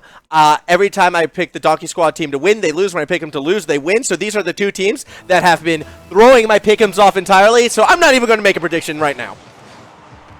Yeah, I'd tell you right now, if I was on one of those teams, I'd really wish and hope and all that other stuff that you say nothing about my team. Don't pick me to win. This one kicking off now, though. Donkey Squad gonna be on that blue, Hardstuck Bronze on that orange team. Now, Remick's gonna drop this one down towards the corner, mid, open net. Finn, forgive me. A little bit of name issues on that one. Races back, able to get the save on it. Now this one catapulting back towards the middle. Sprat's going to drop this one, looking to get towards the wall, going to stall it just a little bit. Tango eventually does pick. Ghost going to send that back towards the corner. Now just maybe a little bit of warming up on both sides looking at it because ball just kind of sporadic throughout the field. Yeah, and I think it'll be warm up for two very different reasons. Donkey Squad just survived a pretty intense 5-game series, and it's been their second long series of the afternoon, actually, against the Direwolves. I'm sorry, they went 3-0 against the Direwolves. They clean swept the Direwolves. And now you're thinking, wait, hold on, how did that happen? Well, it's probably shots like this, except they go in the net, as Kaka always is able to spike it through. Meanwhile, when you take a look on the other side, that was the series that went the distance. Hardstuck Bronze went 5 against the Rancid Rats before able to push it through. So each of these teams, you know, you could argue a little bit of an upset in order to get to where they are, trying to keep that momentum going. Maybe a little bit of fatigue setting in at the moment. Each side feeling each other out. Sprat across the middle of the field, though, will be shut down by the blue side defense. All right, now Tango's going up, has that in the corner. It's going to be slow rolled towards the bottom. Now Splat's going to send this back where it came from. Finn coming off that corner. Big pinch, sending that towards Hardstuck Bronze territory. Now Remick comes up, flying high, looking to get there. Tango's going to get the beat. Ball shoots off the ceiling down, though. Still kind of floating in Donkey Squad territory. That's going to be a pass back over towards Tango. Remick's going to have to come up again. That one's going to be turned right back over. Cac is going up, not able to win that one necessarily. Now Ghost with a chance, going to keep pressure going. Now Finn climbing up off this one. Going to be cleared by Cac once again. Now this one shot back. Hardstuck Bronze getting some shots there, but Donkey Squad defense holding up right now. Yeah, and this Donkey Squad defense, we saw them in that winter semifinal. They can handle pressure for a good long while. They're not an easy team to score against, and when they find passes like that, through traffic, striking it in, Tango's going to get the first goal of the series. Yeah, I mean, just a good setup, 1, 2, 3. Everybody involved on that one. Tango finding the upper left. Splat just not enough room. Taking off for that one. Can't go that fast, and unfortunately, that one just finds it there. Donkey Squad 1-0. Hardstuck Bronze. Lots of time to respond. We are hitting the halfway mark on this. Sprat's going to try to send this one up, but Kaka's going to be there. Now coming down off Finn with the chase. Shot on. That's going to be an easy touch there from Ghost. Does come back towards the corner. Now Sprat working out of that corner. Tango, Kaka racing towards the corner. Cac's going to have that one up, flying high, trying to send that one away, but Remick knocks that back towards the wall. I know this is rich coming from me to kind of have a little bit of a giggle at an American accent, but hearing you say Sprat and nearly call him Splat, I absolutely love. And I don't think that's going to be something that's going to be leaving my mind for a while. Tango shot saved by Ghost. I'm curious to see what Splat's going to be able to do if he can put this one in. Oh, no. It's ingrained. It's sticking with me. I'm so sorry, Sprat. But you're going to be Splat for the series today. At least remix shot on target, not going to be saved. I'm just going to say it's a good thing nobody on any of the teams so far is called Fosters, because I would have a really tough time, giving what I'm sure everybody in Australia hates with the Australian for beer commercial. Because let me tell you, I can say Fosters every time. It doesn't even exist here. It's not sold. Either way, Finn across the middle of the field, not going to find that next shot. Is going to be cleared back the other way. I think we'll save. You mean the media lies? Yeah, shocker, right? Sprat shot off the backboard, not going to find too much. I think we can continue this conversation off stream as Remix going to find Ghost off that backboard underneath. Sprat shot again off the backboard, a bit too high, and Remix not going to be able to follow this one up. Under a minute to go. Still looking pretty good for the Donkey Squad. They've been kind of forced to play defense for a good majority of this series. But it's similar to what we saw at the start of that winter semifinal one. They're cool, calm, collected. They're keeping themselves behind the ball. It's been safe touches forward. Very safe, in fact. That's going to be a goal, 2-0 lead. All right, this one just coming together. Kaka with a huge shot down. We saw them get some of those goals earlier against the Bandits, and those ones resurfacing again. 2-0, 36 seconds left. Hardstuck Bronze still have some time. Hardstuck Bronze. See, it's the R's. Maybe that's what it is. I don't know. Sprat, though, and I put that in all capital letters, so no problem. We're not going to do that one again on the notes I have. Now Tango climbing high off it. Has this off the side, looking from the corner. Ghost sends that one up. Trying to follow through with it. Tango, I think, just absolutely giving everybody concussions. Doesn't matter. Kaka's going to get that in there for Donkey Squad 3-0. That was such an evil touch from Tango to set that one up. And yeah, Cax as you've been calling, which that one I unironically like. Able to put that one through. That's going to be a nice 3-0 lead right now for the blue side after this one. As Finn off the kickoff is going to go ahead and make it 4-0. This game's out of reach. Look, I'm giving you a hard time for Splat. That's all well and good.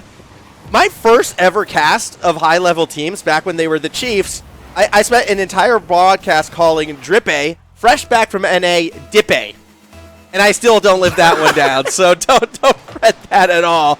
As we see Sprat off the kickoff, maybe we'll get some pressure for Hardstuck Bronze. And yeah, it's a shot on target, saved by the defense. Yeah, I mean, it's going to happen there. 5 seconds on the clock. Remick, though, I can tell you, I know that name and won't mispronounce that one. That one's going to come down, though, and Donkey Squad will get the win here. And Hardstuck Bronze maybe had a little work to do. Yeah, probably still warming up a little bit after a very long series. Going to have to try to find themselves more into it. For the most part, though, it's interesting to see that Donkey Squad put more shots on goal, considering a majority of the game was actually played on that blue side of the pitch. And this goes back to the Donkey Squad just being so confident on defense, always keeping the ball in front of them, always shutting down the setups. As soon as they're able to find more offensive prowess and playing through that midfield and finding more of those striking opportunities, with this lineup, I imagine it's not going to be too much longer until they realistically figure it out. You mix that with that defense, and this is a team that I think has a really high ceiling. It's how come they were able to beat teams like the Dire Wolves just a series ago. So definitely do not sleep on the Donkey Squad, as apparently, you know, Donkey's stronger than Wolves, and right now they're stronger than Bronze Valorant players.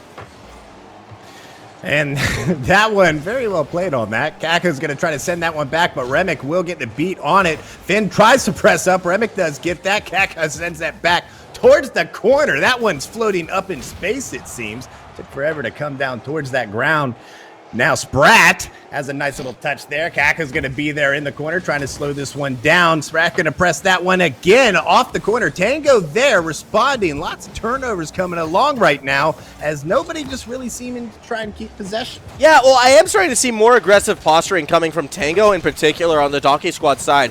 He's trying to find opportunities to play it forward and either find bumps or steal boost away. So it tells me that, again, Donkey Squad are going to be looking for one of these deep passes up the pitch.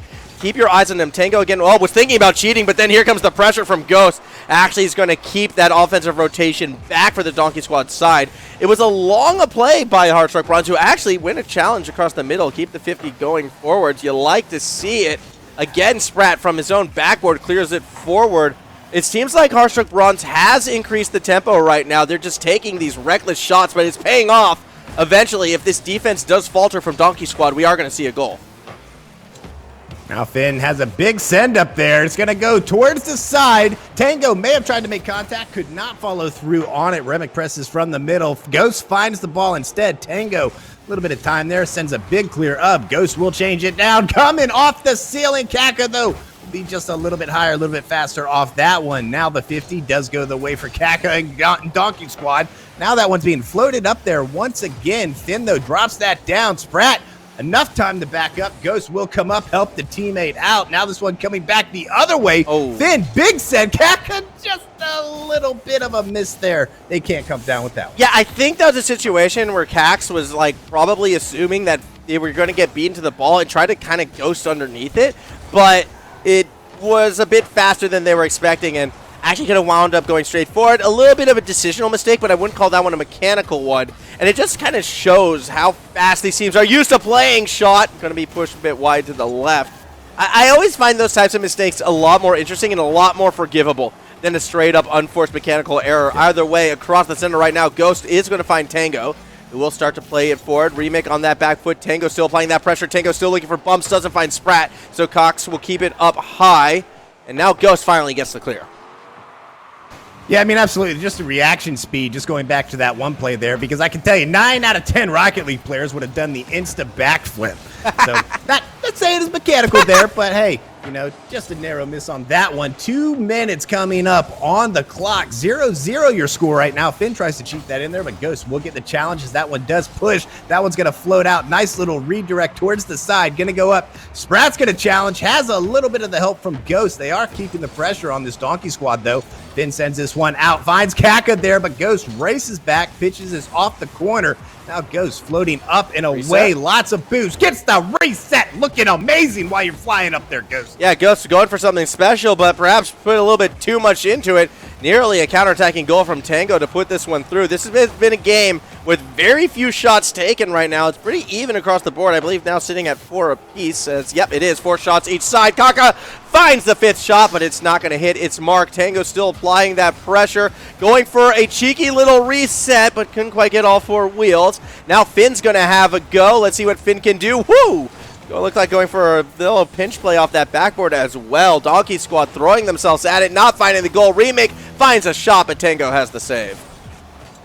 Yeah, you're starting to see some of the bumps come out of there. That one, nice little save coming off from Finn. Thought Ghost was going to find the inside there. Now Cax sends that one towards the middle. Tango racing. Oh, that's a goal. No! Sprat may have owned goal. No, that one will be cleared. That one is certainly a hold your breath moment. Now Remix flying high on it, pushes that off, but Tango not going to allow the double touch off that one. Ghost will receive that right back in the middle, floating up with this one, slowing things down. Now Sprat sends, but Finn wins the 50. This one's going to be dropped right on back towards CAC, but Remix going to be there, spoils the 50. Yeah, that's an interesting play. Ghost still nearly finds the goal. Remick had to spend a lot of time hanging out in no man's land, and that has me a little bit worried. I wouldn't mind seeing a little bit deeper rotations actually coming from the Hardstuck Bronze side. He could have had a bit more power on that shot, or at least that was my initial thinking, and then I see how much power Remick actually gets, which is a little bit of space given, so make of it what you will. Either way, 1 second left, shot's going to be saved, and we go to overtime. Overtime. You'll love to hear it. Hardstuck Bronze still looking for their first win tonight, but all things considered, 0-0. You can't complain about this effort. Tango does get one off the reset there. Remic's going to carry this one away. Finn's going to be there. Ghost on the left. Shot on, but that's going to be just a bit wide. As we do see a high ball through the corner right now, going to be read by Sprat, who will look to follow it through. Actually, he's getting some pressure established. Finn off that backboard, though. Tries to clear it, but a waiting Ghost at midfield will keep things moving forward for Hardstuck Bronze. Now Finn's playing it forward, gets a bump on Remick, steals possession away. Cox from underneath, runs into Sprat. Finn now looking for that pass off that backboard to Tango. Isn't quite going to get it. Intercepted instead. Now Ghost with a lot of space. Going to go for a reset themselves. Instead, try to drop it in. Remick with a chance for a shot. Easy save from Cax. Yep, Cax is going to send that right back. Tango's going to look for the read here. Tried to drop that towards the middle. Cax was there, but that one challenge from Hardstuck's not going to let that play develop. Now good touch from Ghost off the corner, but big fast press coming from Donkey Squad. Now Finn shot on. Remic's going to be there, sends that wrapping around the corner, but Cax sends it forward. Tango finishes the play. Donkey Squad gets the win. And that is such an evil, delicate touch right there coming out of Cax, who is cheating forward in the corner, expecting that clear. Just puts the little lobber straight over the top of not one but two defenders. Tango fully committing to the play, there to follow it through. And the Donkey Squad right now up 2-0 in this series. One game away from getting themselves in that loser bracket final and a top 3 performance. I mean, really, in the way Hardstuck Bronze played on this one, thought much better than what we saw in that last game. But just a case of back and forth here. And, of course, anytime you go into overtime, this feels a little bit better, even if you lose. But Hardstuck Bronze back against the walls now. What do you want to see change on their side, if anything? Yeah, that's an interesting question for me right now because I actually have liked how both of these teams have been playing. I think for the most part, it's been very, very consistent. It's going to come down to a little bit of that mental game, I think, and maybe a little bit more solid positioning. I wouldn't mind a bit deeper rotations from Hardstuck Bronze, as opposed to like these sort of midfield cutoffs that they've been going for, or like above midfield cutouts, I should say.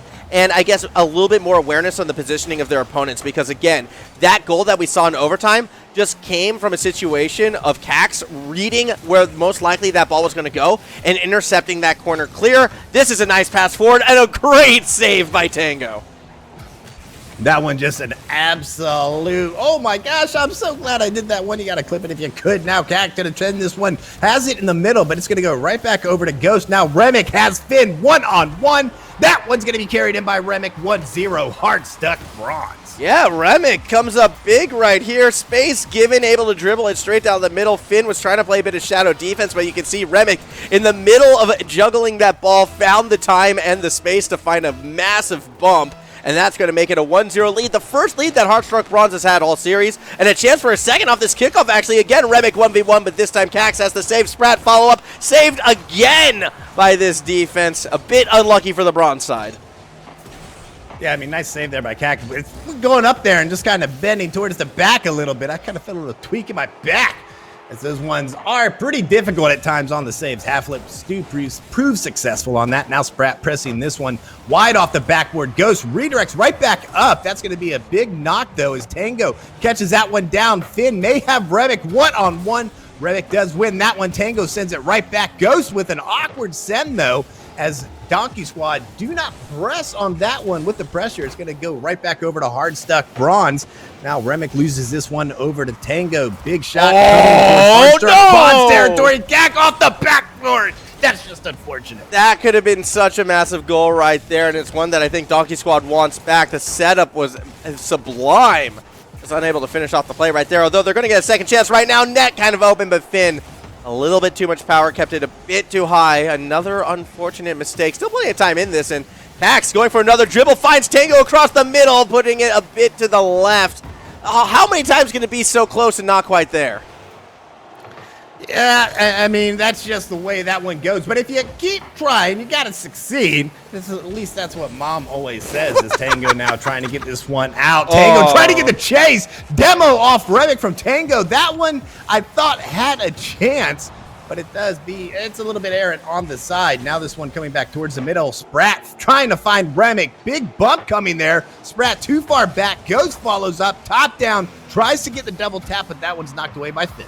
Yeah, I mean, we're seeing so many close approaches right now, just being unable to finish, unfortunately, for the Donkey Squad side. It's weird because they're playing with the sense of urgency that would make me think we're in the final minute, but we're still, only just over halfway through this game. So it's not as if Donkey Squad are going to have as many opportunities. I wonder if they'd benefit almost from slowing the pace down a little bit when on the attack and just making sure they get that contact. Oh, right there. There's a good pass attempt. Remick, who has been constantly in the middle of the field, found a bit of an interception, but it only slows things down. You can see, though, at the tail end of that play, Cax tried to accelerate it, wound up making an unforced error, and the attack is already lost.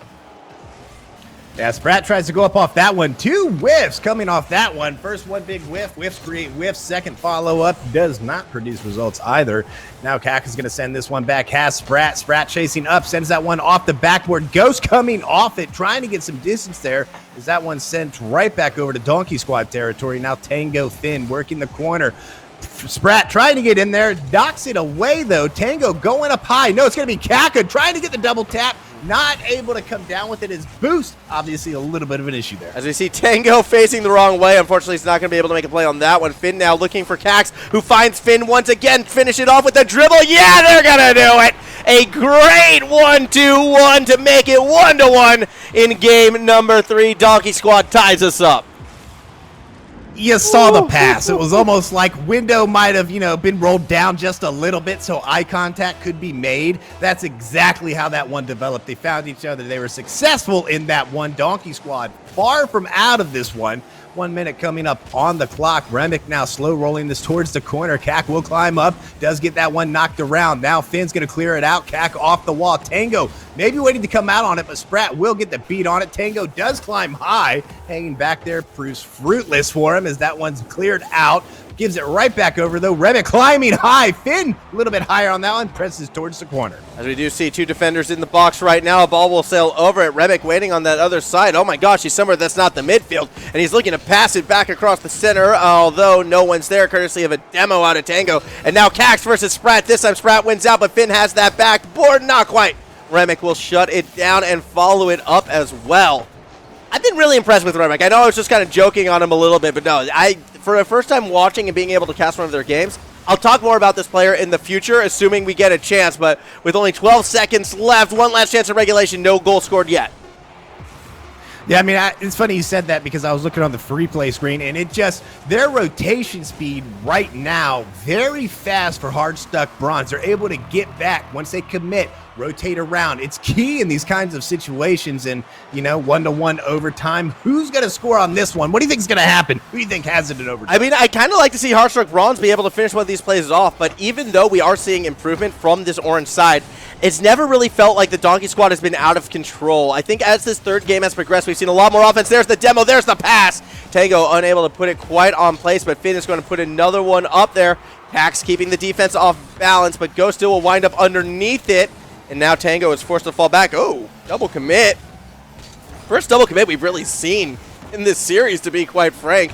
Very, very well-disciplined teams thus far, and now Remick is going to try to find Ghost underneath. The shot was a little too narrow, and we're playing a bit of ping pong. All right, now Sprat has this one. Ghost pressing up, sends that towards the corner. Finn, good read on that one. Now Finn climbing high to not get the angle on it. Is just a little bit ahead of the ball on that one. Is just working the corner, though. Tango loading up. Tango shooting. Sprat gets the save on that one. Finn and Donkey Squad, though, ready to respond. Finn almost able to follow that one up, but it will be cleared. Now Ghost racing up the wall off this one, but it's going to get the Thanos clap as Finn demos Ghost on that play. Finn gets the catch back here. Rotation's very fast right now, picking up speed for both teams. Yeah, definitely we are seeing an increase of tempo as Sprat, puts that one backwards. That's not the direction I believe they wanted to go. As the ball continues to slowly roll towards the net, Remick had to make a big save. Double demo just underneath. As we do see a brief 2v2 go in favor of Finn. Shot target, saved by Sprat, keeping it up high. Here comes Tango on that corridor, puts one on target. Or Remick had the save. Actually had Cax across the middle, could have gone for the pass instead. Instead going for that shot at the moment. I don't disagree with it, although Sprat may punish them. That's a goal. That's a game, and Hardstuck Bronze take us to match number 4. I mean, that was just well played. Sprat getting the beat there. Tango just not able to make contact. You said you wanted Hardstuck Bronze to get through. Maybe this curse that you've been giving the other teams could finally be lifted. I mean, I've cursed both of these teams in their own way, so there you go. That's sort of how it's seen. Hardstuck Bronze right now working to deny our rematch, as Sprat's going to have a little bit of a change of guard before we get into our next game. This has been a very interesting series because even though Hardstuck Bronze got the win at the end of the day, it still feels like they've been playing a lot more reactive than Donkey Squad. And I'm not entirely sure why. I think it just has come from the consistency of the touches. Because positionally, Hardstuck Bronze, they've been quite aggressive as well. Remick in particular, and he's the player who I wanted to kind of highlight, has been all over the pitch, particularly towards the latter half of that game. But where he's been the most successful is just sort of winning almost every single midfield challenge. And typically that would give a lot more earnest to the Hardstuck Bronze side. However, I feel like they don't fully commit on plays unless they're confident it's going to work out. They've been erring a lot on the side of caution. Case in point, Sprat actually thought he was going to have that one there. So did I. It feels as if this more passive play maybe is costing them opportunities later into the games, and that's why I'm happy to see Remick actually starting to explore a bit more of the pitch. I think that's going to give them more benefits moving on. It's already started with that game victory, and let's see if they can keep the momentum going forwards. All right, now this one's going to be sent up high. Goes flying high. Has Remick on the wing. Challenge, though, is going to drop that on back towards Donkey Squad. Now Finn carrying this one up. Sprat will get the press. Pushes that one up and away. Follow-up shot. Kaka's going to be there, though, as that one launches towards the side. Slow things down just a tiny bit. Trying to throw the defender off. Little bump there. Loaded back towards Tango. Tango shot wide. May have been trying to find the backboard on that one and send that towards the teammate. Now this one coming back. Kaka's going to drop that one down. Finn sends it right back up high. Ghost climbing high. Has Sprat on the side, but Tango just leaves him in the dust. Follows that one up. Now this one coming right on down. Ghost not able to make contact with it. Ball free floating until Sprat comes up, presses. Kaka's in the corner. Sprat loses it. That's going to turn possession over. Kaka, though, is going to keep it going, working in Hardstuck Bronze territory now. Ghost climbing high. Possession going a little bit back and forth now. Yeah, this is an interesting one because I think both teams are winning challenges they're expecting to lose. I'm sort of watching the two back members on each side for every one of these 50s, just like bracing for the worst, and then things are going a little better than expected, and it's kind of catching both sides off balance. Very interesting series of events. In the end, though, it does look like it is the Donkey Squad who wins out overall. They're the first team to really get offensive pressure after that exchange. Remick, awkward touch right there. Finn's going to put a light one down to Tango, who keeps it low and through. That's going to be a 1-0 lead for the Donkey Squad. I did not like the positioning there for Sprat on the inside, and got it. There's a little bit of bumping going on just seconds before that one, but the feet were planted way beforehand. Now, would that have changed the outcome? Maybe, maybe not, but I wonder if they're just playing a little bit too fast at times and kind of getting ahead of themselves. Possibly could be the case in situations like that. I mean, Sprat obviously was looking to avoid that demo and just try to salvage the situation. What a save by Finn! And Tango will follow it through to the safety of the corner. That was pixels away from tying this game up. I feel like there's been a couple of those tonight. I have not ever seen that many shots on by Kaka. Doesn't matter because you know what? Donkey Squad 2-0 now. Halfway point coming up. Hardstuck Bronze.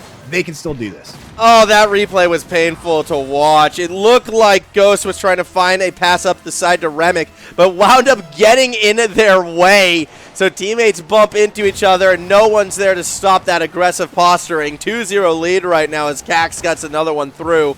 This is a pretty significant advantage right now for the Donkey Squad to be up by 2. Half a game to go, win this, and we get a rematch, actually, for our, losers' final match. That could be fun. Either way, the pressure is on this bronze side. Can they bring it back? Now Sprat's going to send this one up off the backboard. Tango, big clear up. Sprat climbing high, has the read, sends it right back towards the corner. Ghost is loading up. Finn with the challenge. Donkey Squad getting very fast on the challenges. Something to look for as now Remick sends this one looking for the teammate. Ghost cannot make contact. Tango will instead. Now Sprat shot on off the side. Ghost tries to press. Could be trouble. Sprat racing back.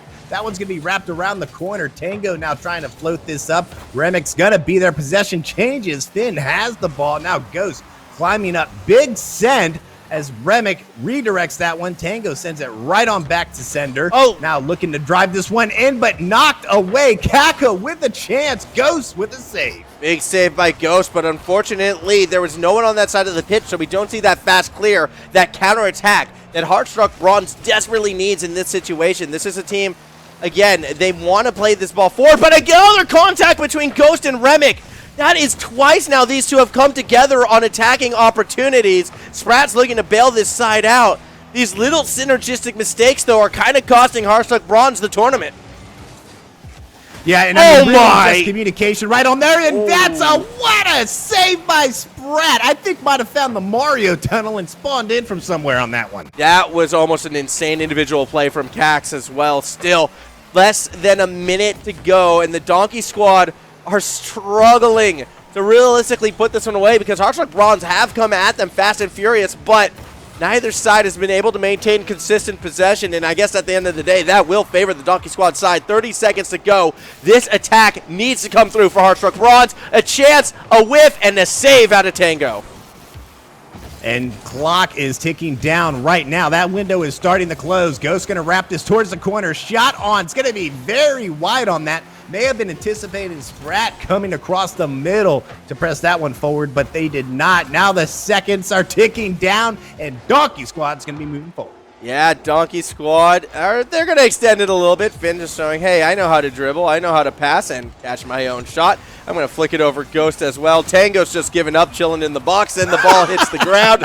That's going to be a 3-1 series victory for the Donkey Squad. They're going to be advancing to the losers bracket final, and a bit of a rematch actually against Bandits Esports. Oh, I'm keen because I think so far that opening series was probably our closest one yet, and we get to watch it all over again.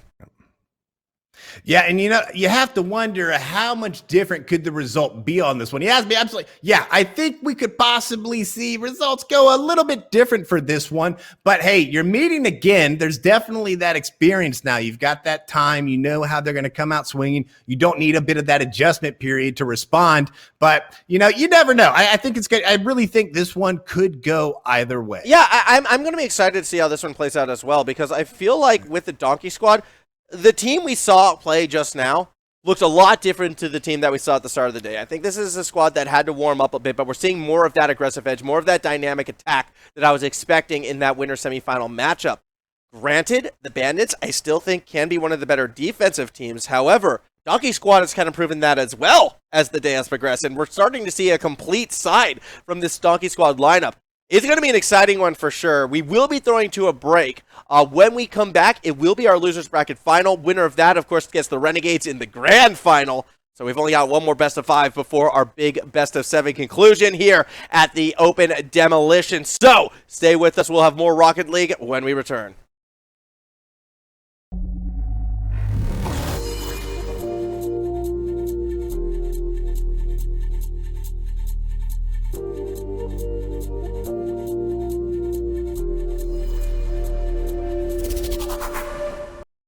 You feel me now?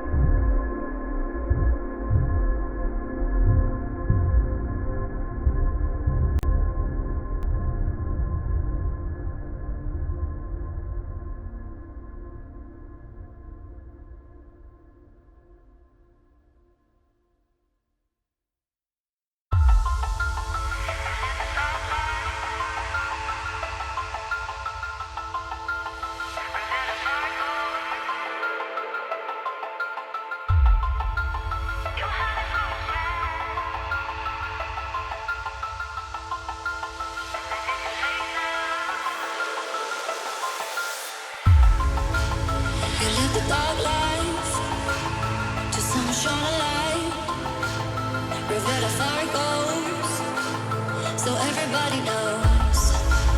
You had a good chance, but didn't say much. Left it too late now to apologize. Oh, time has gone too out with memories to burn down and empty sympathy. Your followers know it now.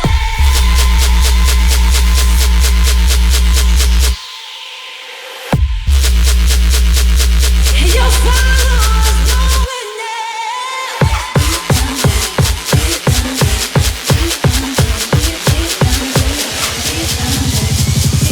Your followers know it Your followers know it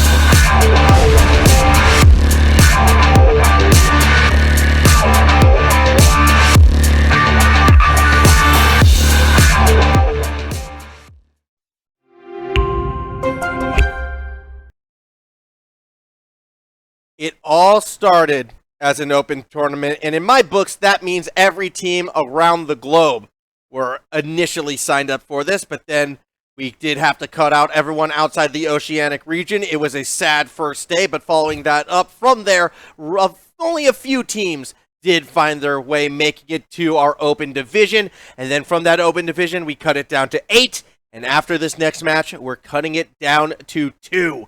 Here's a look at our brackets getting to this stage right now. The Bandits and the Donkey Squad are going to be fighting for a chance to take on the Renegades in the grand final. Each of them, well, they started today in that upper bracket semifinal. It was the Bandits who came up 3-1 then. Can they do it again, Adder? Yeah, no, I really like how this is set up. We started the night earlier, first stream tonight, Bandits going at Donkey Squad. Bandits coming away with a 3-1 victory there. In that first game, remember, that little bit of warm-up period, it seemed.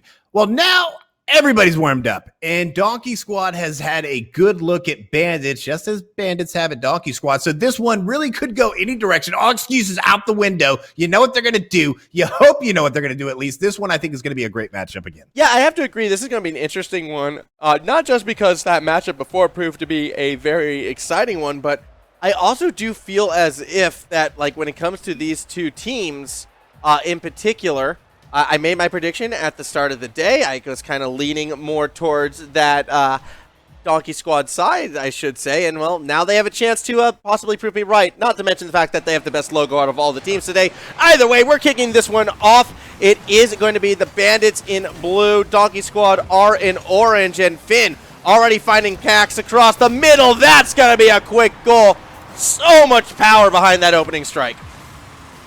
You know, and not surprised, we saw this series again earlier tonight, and I feel like it was at least all three of the games, a little tongue-tied there, had goals within that first 30-second period. I mean, just really right off the gate, very fast. They are wasting no time with the introductions now. There is no, hey, how you doing? My name's Bandit. My name's Donkey. Let's go ahead and, grab something to drink. This one, right off the bat, they are getting right into it. This one, fast and furious.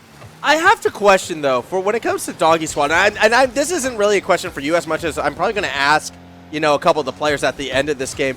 Is it the Donkey Squad off of Donkey from Shrek, or are they just Gordon Ramsay fans? Either way, Siva takes advantage of the demo from Homie, and that's going to make it a tie ball game.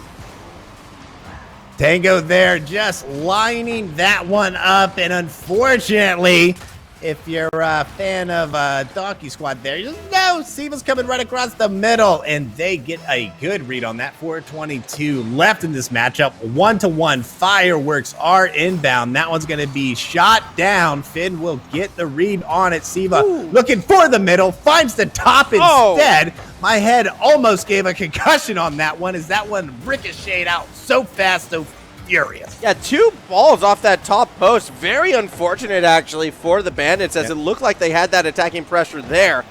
Still a lot of time left in this game, and it's good to see each of these teams still playing very aggressive, semi-similar to what we saw before, but the big difference is plays like this. It looks like Donkey Squad are no longer playing hesitant in this matchup. They're not afraid to actually get into the space of the Bandits, and that was something that critically let them down in that winner's semifinal. If they're able to keep up this tempo, keep up this forward play, I do feel like, yes, Bandits might get some more breakaway openings, but overall it's going to benefit the Donkey Squad long term, and I'm excited to see if this adjustment continues.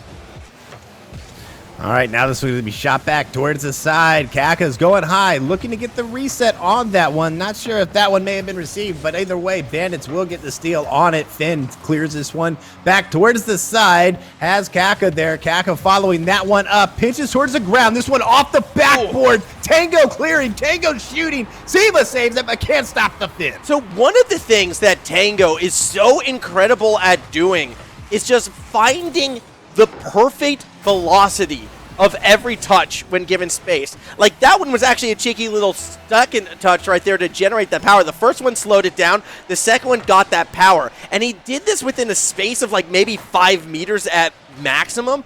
That is why Tango is so dangerous. And we've been seeing it all afternoon long. Just every single touch. It's delicate when it needs to be. It's powerful when it needs to be. Just a complete understanding of like pretty much all of the car and ball interactions. I feel like Tango's going to be a calculus major in the future because it's been incredible to watch. Yeah, absolutely. And I tell you, the speed of them have really picked up from that first matchup. I was just watching, comparing them up on the aerial, and literally Bandits, Donkey Squad, same takeoff time. They are not allowing much time before contact, or at least attempting contact there. Now Finn climbing off the wall. Big challenge coming from Homie. That's going to float back. Siva's going to get the beat there. Sends that one right on back towards Donkey Squad. But now it's going to be shot back towards the middle. Tango coming out from mid. We'll send it right back, but Homie's going to challenge it. Once again, now Finn climbing up with this one. Kaka's trying to get the read on it. As a little bit higher, trying to follow up with the pinch, but Tango gets the beat. Has the second shot, and an absolute accident there in the corner. Puts Tango in the lead there with Donkey Squad. So the first time these two teams played, you asked me, is this what Oceanic Rocket League is like? And I'm like, not really. Now we're starting to see more of it. Dynamic attack, defenses that have like no idea how to read it half the time, and just delicate touches in perfect positioning. Tango absolutely showing up so far in this series right now. Has been the catalyst for almost every single goal we've seen, and that touch right there adding more fuel to that fire. A chance though for Siva, gets underneath the likes of Cax, and we got a 3-2 game.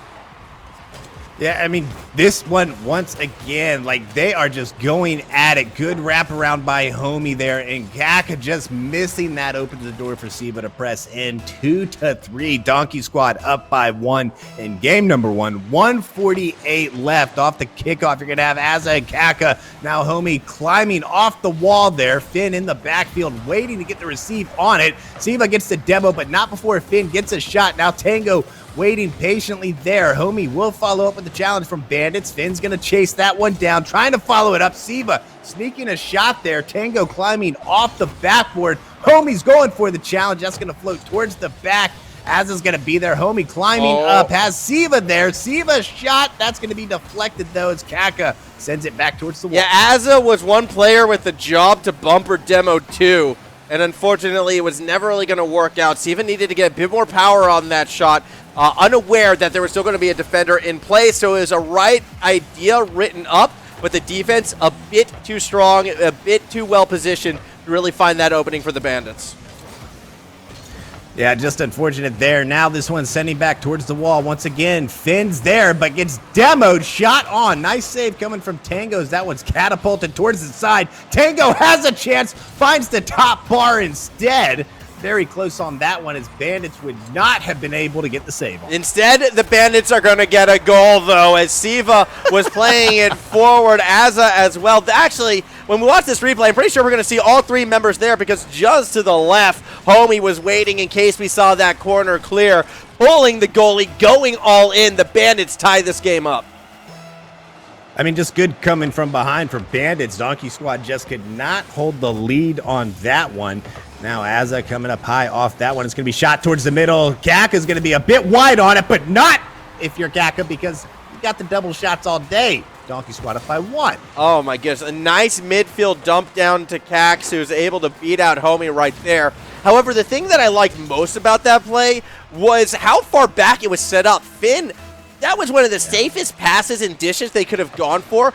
Plus, setting it up just behind that midfield line really meant that there's no chance for the Bandits to press forward and challenge it, and it allowed Cax to do what Cax does best, make a great individual play. 15 seconds to go. The Bandits need to respond right now. All right, now Kaka's going to send this out. Tango's shot bit wide on it. May have tried to follow that one up, but Siva does not want to let them do that, as now Bandits have got to get something going here if they want to send this thing into overtime, and it's going to hit 0, and Kaka's going to make sure Donkey Squad gets the win here 5-3. Yeah, that is a hat trick for Cax to match Siva, but this time around, a bit more help coming from the rest of the Donkey Squad. They take that first game 5-3. They do so a bit convincingly, but I can't help but throw back to that winner semifinal. Just the different look right now from each of these teams, more specifically from the Donkey Squad side. They feel warmed up right now. They feel far more confident. And they're just striking the ball with authority, it feels like, each and every time. Yes, sometimes they play the delicate game, but it's always controlled. And this is very concerning, I feel, for the Bandits right now. I do like how the Bandits were trying to get more physical themselves. Azza in particular was constantly playing deep, constantly going for some of those more ground and pound type styled plays, but they just haven't had the tempo that we've seen from the Donkey Squad. They haven't had the speed, and if that continues, Donkey Squad are going to continue to maintain their advantages. I gotta remind you, though, this is how the first series went, right? We saw them make that big adjustment, and the next thing you know, Bandits just running away. So you can't count them out yet. We've been here before. I feel like we've seen this narrative, but we'll have to see what happens here. Donkey Squad certainly happy with how they're playing right now. Now this one's going to be carried out. Finn trying to get the double on it, but Siva will press.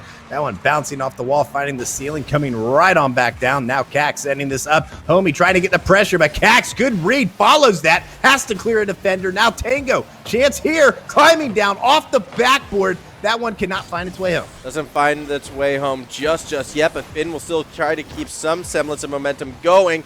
Cax, though, actually goes for a back pass, and Tango not quite ready for it. Wound up having to backboard it themselves. Fortunately for the Donkey Squad, it didn't look like Bandits were ready for that kind of play either. Now, midfield, Finn's just going to put some pressure on, try to bait Azza into the corner where Finn will beat him out to the play. Cax keeps it up high. Tango has a look. Doesn't want to commit right away. Now going for that back pass. Didn't look like Cax or Finn were entirely ready for it straight away. Cax, though, still being given space. Tries to dribble it through, and this is dangerous. Homie off that backboard, throws it down. Tango presses it forward, has Finn shot. Not saved by Siva, but not accurate either. It's the follow-through from Tango. That makes it a 1-0 lead. I mean, Donkey Squad just crashing in there quick once again. It was bound to happen. Tango getting the beat very fast on that one. Donkey Squad up 1-0. To see how Bandits respond on this. Plenty of time left. About a minute left until we hit that half-time mark. Now Tango climbing high, looking to get a second one knocked up there. Now Siva's going to try to send this. Can't connect with Homie. That's going to turn it right back over to Cax. Never mind. Siva going to continue press. Ever Finn almost getting the musty in there, but not able to. Yeah, didn't quite get all of the musty right there. It wasn't quite the power that Finn was looking for. A bit unfortunate from the freestyler, but that's all well and good. Although, Homie going back up the other way, looking for the double touch. Didn't quite beat Tango to the play. However, Cax was too far forward as well. That means Siva has to try to find Azza underneath. Tango this time with the save, but it's straight over to Homie, who tries to cross the field up a bit too wide. Intercepted by Cax. Siva, though, will be able to clear it to the safety of the corner. All right, now Tango trying to go up. Dishes out towards the middle. What a save coming off from Azza, as Finn had a nice shot up there. Good setup from teammates on Donkey Squad. Now Homie sending this one out. Tango gets the press there. Siva flying high. Push that up there. Kaka coming in. Kaka almost good it there, but what a save. Follow-up shot. Finn getting the double tap. Oh, they're just coming from everywhere. What an unnecessary but amazing to look at double touch. First of all, the triple commit by defense was hilarious. And Finn, okay, it looks unnecessary, but upon reflection, as it was going to make the save, had that been straightforward, Finn had to go for the post double touch, read it absolutely perfectly. That shot, that reaction was insane out of the Donkey Squad member, and now we're looking at a 2-0 lead. All right, now Tango climbing up on 3-0 this lead. one. Finn's going to press there. That's going to go in. Tango, 3-0 Donkey Squad. Yeah, that was just, Oof. Yeah, okay, Adder, again, this is Oceanic Rocket League. You'll get an amazing mechanical goal, followed by what looked to be just a chip shot to create some space, somehow finding its way to the net without a defender in sight. Welcome to OCE. Kickoff goal is going to be saved by Siva. I like it so far. Now Kaka's going to try to come in on that one. That one's going to be pushed out towards the middle. It's going to go right by now. Tango, nice little pinch, sends us right back into Bandits territory. Now Homie coming off the wall. Finn's going to try to keep the pressure going. Siva presses. That 50's going to float on back and back of Azza. Kaka back just a little bit far. Cannot come up on that one. Everybody did not expect that one to go the way it is. Big miss coming from Bandits. That's going to give Tango some time. Homie clears that towards the middle. Tees it up for Finn, though. Now Kaka looking for the backboard touch, but Azza sends it right on out. Tango still packing that backboard, finding Finn as well. Azza has to throw it to the corner where Finn is waiting. Again, though, Cax a little bit too over-eager. And we've seen this a couple times, actually, out of Cax. Just like playing a little bit too far forward, trying to force the play. Speaking of which, Homie right there gets caught out. Fortunately, we'll be able to rotate back for that one. Could have been dangerous had it been straight. Instead, we see the pinch read by Finn crossing up the field. No one there. Cax that time actually being a bit more reserved. Homie again kind of overextends on the play. Bandits are looking a little out of sorts when it comes to their rotation. The match awareness and the game sense, not quite where it needs to be right now. And it's allowing the Donkey Squad to get away with some very, very wide rotations. Yeah, I mean, absolutely. I really expected a bit of a different story on this Bandits team for this go-around, but really, Donkey Squad could be the bigger story here. They have just not taken their feet off the gas. They just keep pressing all of them. They're just playing so fast, so furious, and they are making it count. They've connected frequently on 3 in this one as the clock is winding down. They're hoping to keep the blank on the Bandit side. As they're going to try to spoil it, though. Getting a carry. Whoa. Kaka gets the player knocked out instead. Shot on. No! Somehow that's saved. Knocked away. 20 seconds on the clock. Bandits win a closing quick. Oh my goodness, and that was nearly how the Bandits want to write these plays up. You know, allow Azza to create that offensive pressure, find ways to give him space, and he'll make something magical happen. And for all intents and purposes, that should have been a goal. However, this Donkey Squad defense, which I keep going back to this one, has been more and more impressive as the day has gone on, comes up huge in that second game for that save. Granted, with the scoreline as it is, very unlikely we would have seen the Bandits continue that momentum for a complete game comeback. However, a shutout after game number 2 before going to what could be our final game of this Losers Bracket final, that does a fair bit to the mental of a Bandits team, and I'm going to be hopeful that they're going to be able to keep their heads up high and actually still fight like they have a chance in this next matchup, because right now, Donkey Squad, they clearly are the team with the momentum, they clearly are the team with the confidence, and they're one game away from a matchup with the Renegades.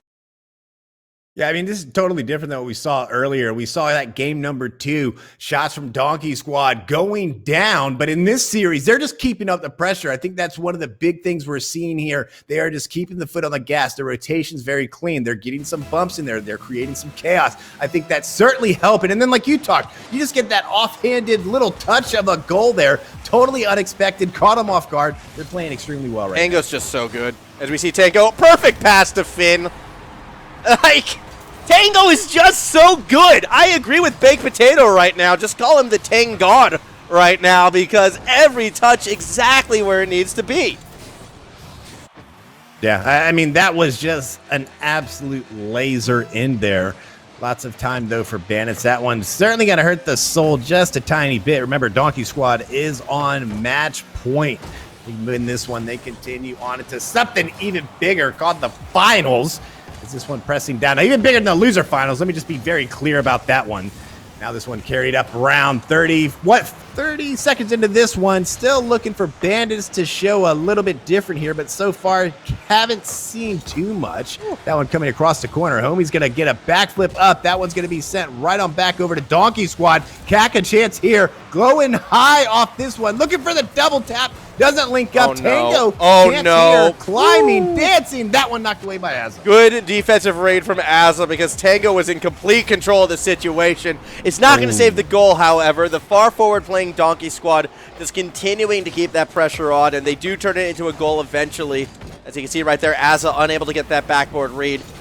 This is a Donkey Squad team finally playing to its strengths, and it's exciting to see right now in this matchup. It's a little unfortunate that the Bandits are struggling a bit more on defense as this kickoff goal nearly goes in again. Still time for the Bandits to bounce back in this match, though. We'll be excited to see if they can pull it off. However, I just don't see the momentum leaving. Donkey Squad shot from Siva, saved by Tango. No, I agree with you, and I tell you, like, Donkey Squad looks like a brand new team compared to what we saw earlier. They're playing with a lot of confidence, and they don't seem as, we have to be very cautious on this. They have the room to give, right? Bandits have to win a couple here out, so Donkey Squad really doesn't have to change anything as Kaka's now climbing high on this one. Gonna be even higher, getting the aerial, getting the carry. That will be knocked away by Siva. Now Finn chance here, sends that one up past Tango, look for the redirect, finds the teammate. No, they are not able to link up that one. Is just going to head right on back to Siva. Bandits shot on, that's going to be cleared from the backboard by Tango. Finn sending it right on back to Bandits side. Now that's going to be doinked back. Tango takes it from midfield, trying to drop this towards a teammate. Might be Kaka looking for somebody on the left wing. Nobody's going to be home. Instead, we're going to see Finn trying to create that pressure through the corner right now. Homie, Azza, each on the backboard. Homie should be able to have that read, but was unable to dish it cleanly to Azza because of Tango's follow-through. Just cheeky little positions like that can sometimes separate a good and a great offense right now. And from Donkey Squad, we're really seeing this team, again, continuing to just go full board. Now, I am seeing some signs of life for the Bandits, though. I keep looking towards Siva in particular as being a player to look out for. Azza still hunting those demos. Like, the team is still playing their style of Rocket League. They're finding their openings. It just hasn't been as consistent as we've seen previously, and that comes from the increased tempo out of Donkey Squad. Still half a game to go, but this has also been a game and a half without a goal for the Bandits right now, and that has got to change in the immediate future. Yeah, I mean, the Bandits, I think, are really, I see them playing very reactionary, trying to let Donkey Squad do something. Maybe they're looking to see them make a mistake that they can capitalize on. But when you're talking about being in the hole this far, in a situation where you have to win, you have got to play a bit different than that. But this is, again, the Bandits playing to their strengths. This is a team that you'd expect to go for these counterattacking plays, with Azza being the catalyst for trying to drive that offensive pressure. Unfortunately for them, though, Azza has kind of been unable to do that. Now we might be able to get a chance right there with that Azza pass up to Homie. And the reason why Azza hasn't been able to do that is because Azza, more often than not, has been the one needing to come through with a lot of these clutch saves. They've been relying on their more mechy player to make some of these key moments right now because of how dynamic that Donkey Squad attack has been. This is what I was expecting to see in this opening semifinal. Like, this is the matchup of both these teams playing to their strength, and we are kind of getting that outcome that I would be expecting to see. And speaking of C, I still feel it comes down to Siva. If Siva can make some of that game sense happen again, maybe there's a way for the Bandits to get back into it, but time definitely working against them. Yep, 1 minute left. Azza, chance here. That's going to be knocked away, though, by Finn. Wrapping around the corner. Kaka's going to try to get it away, but Siva's going to drop this one down. Ceiling shot just going to be off towards the side. That's going to be a cheat up from Homie. Cannot find it. Plenty of time, though, for Donkey Squad. They do get the carry out on that. Tango flips this one back towards the middle. Azza coming up off of it, though. Has Kaka down below. Homie tries to get the pinch. That one's going to be catapulted towards the other side. Clock ticking down. Remember, Bandits have got to win this if they don't want to be out of the tournament. Right now, 30 seconds left. It's a big order. That's a big demo, but there's no follow-up to finish it off. It was a 2v1. They got the demo, but in trying to control the ball, the pace was just a little bit too slow. And unfortunately, with that failed attempt right there for the Bandits, I think they're going to be coming up short. The Donkey Squad 10 seconds away from their grand final appearance.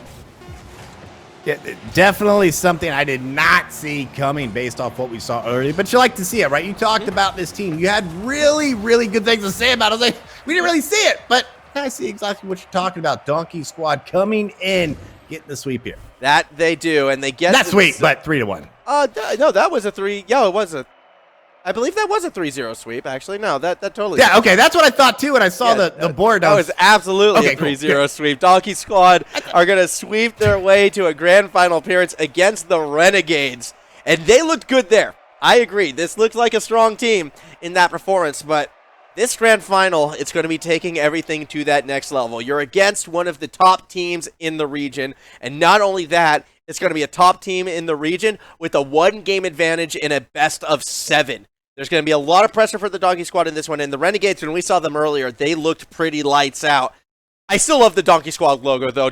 I'm clapping for it. I've seen some low-effort team logos in the past that make me kind of scratch my head and go, okay, but that one right there, it's beautiful.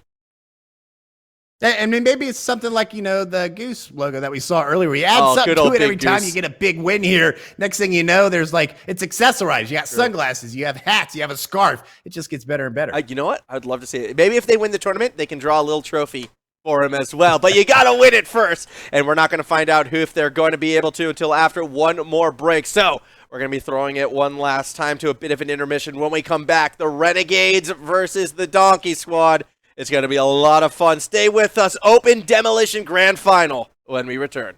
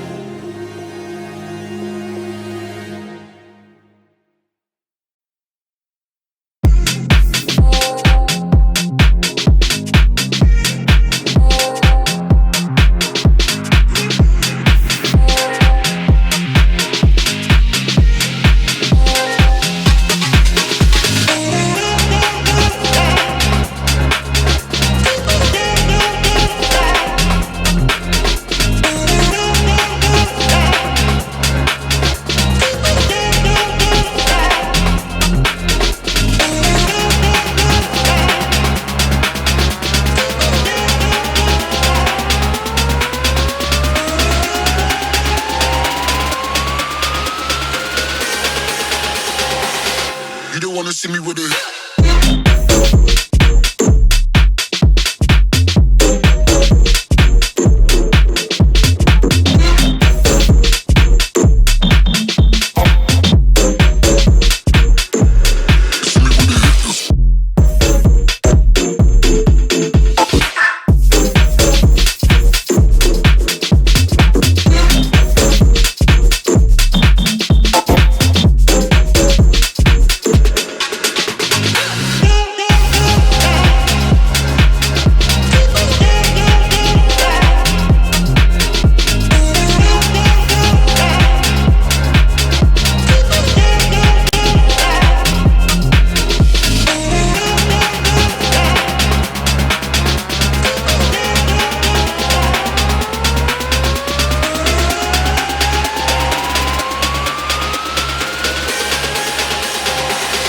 You don't wanna see me with it.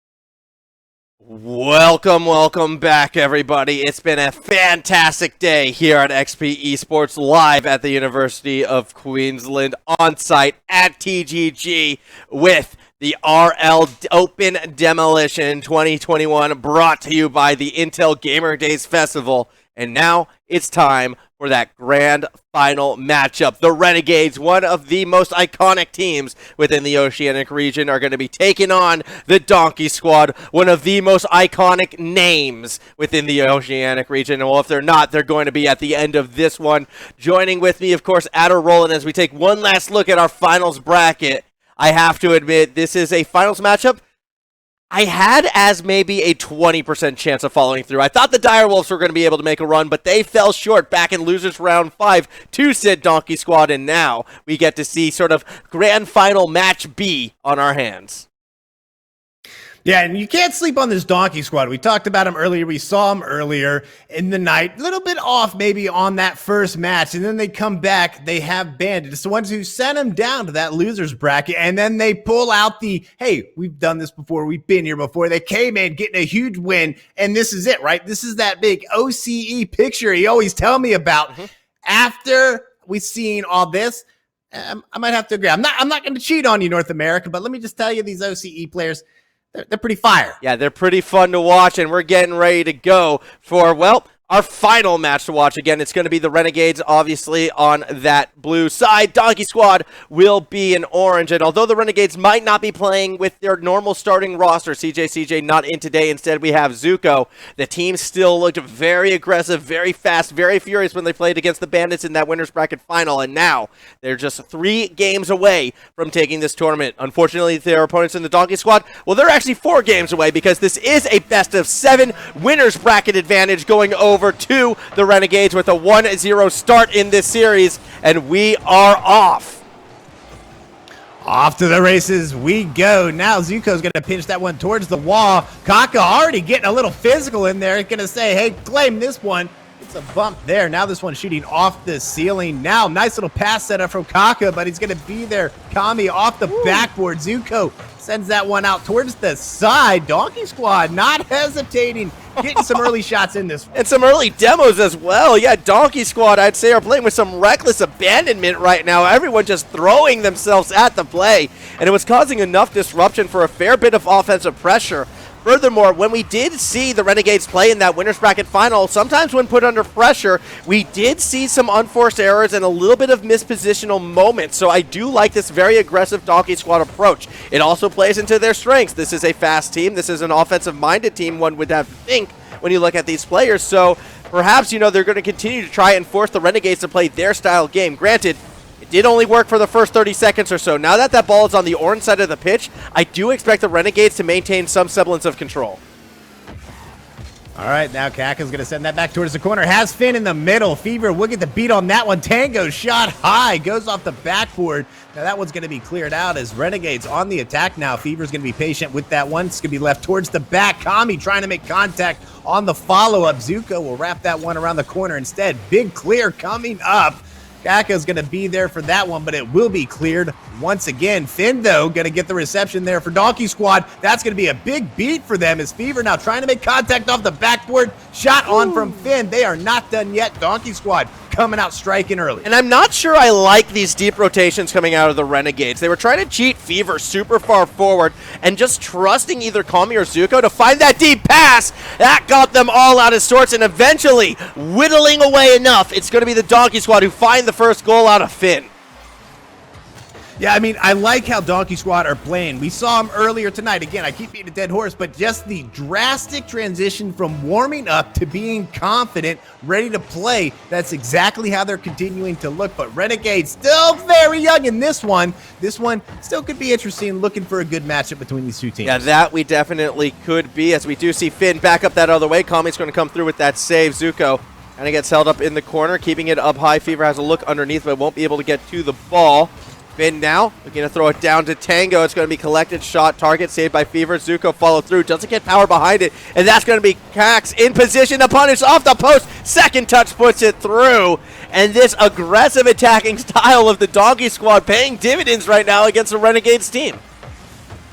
I like the turn there by Kaka there, just turning back around, get that quick power slide, just enough time, much faster on that one. That was all the difference in setting that one up, 2-0. Donkey Squad making a statement right now. Now off the kickoff, Kami's going to cheat that one, pitches it towards the wall.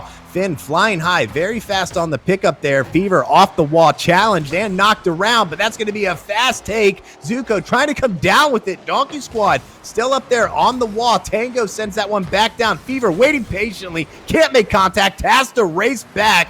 As now Tango tries to cheat up there, waiting now back in the corner. Challenge is going to put that towards the middle. Kaka there trying to follow it up, but Fever comes in, plays spoiler, not wanting to let them follow that shot up. Now Renegades on the attack. Yeah, and you can see Kami just going to go ahead and dribble that one forwards. I'm a little bit surprised, actually, watching the positioning of Fever in particular. Has been sort of caught out in a couple awkward places. Now Fever This is where you want Fever to have control of the ball in that corner, but actually let that one go. And Tango's going to be in position to punish. The Renegades are given no space to make any sort of mistouch at all while on defense because there are Donkey Squad members there constantly. A 3-0 lead. It looks like the Donkey Squad are going to take what will be considered our game number 2.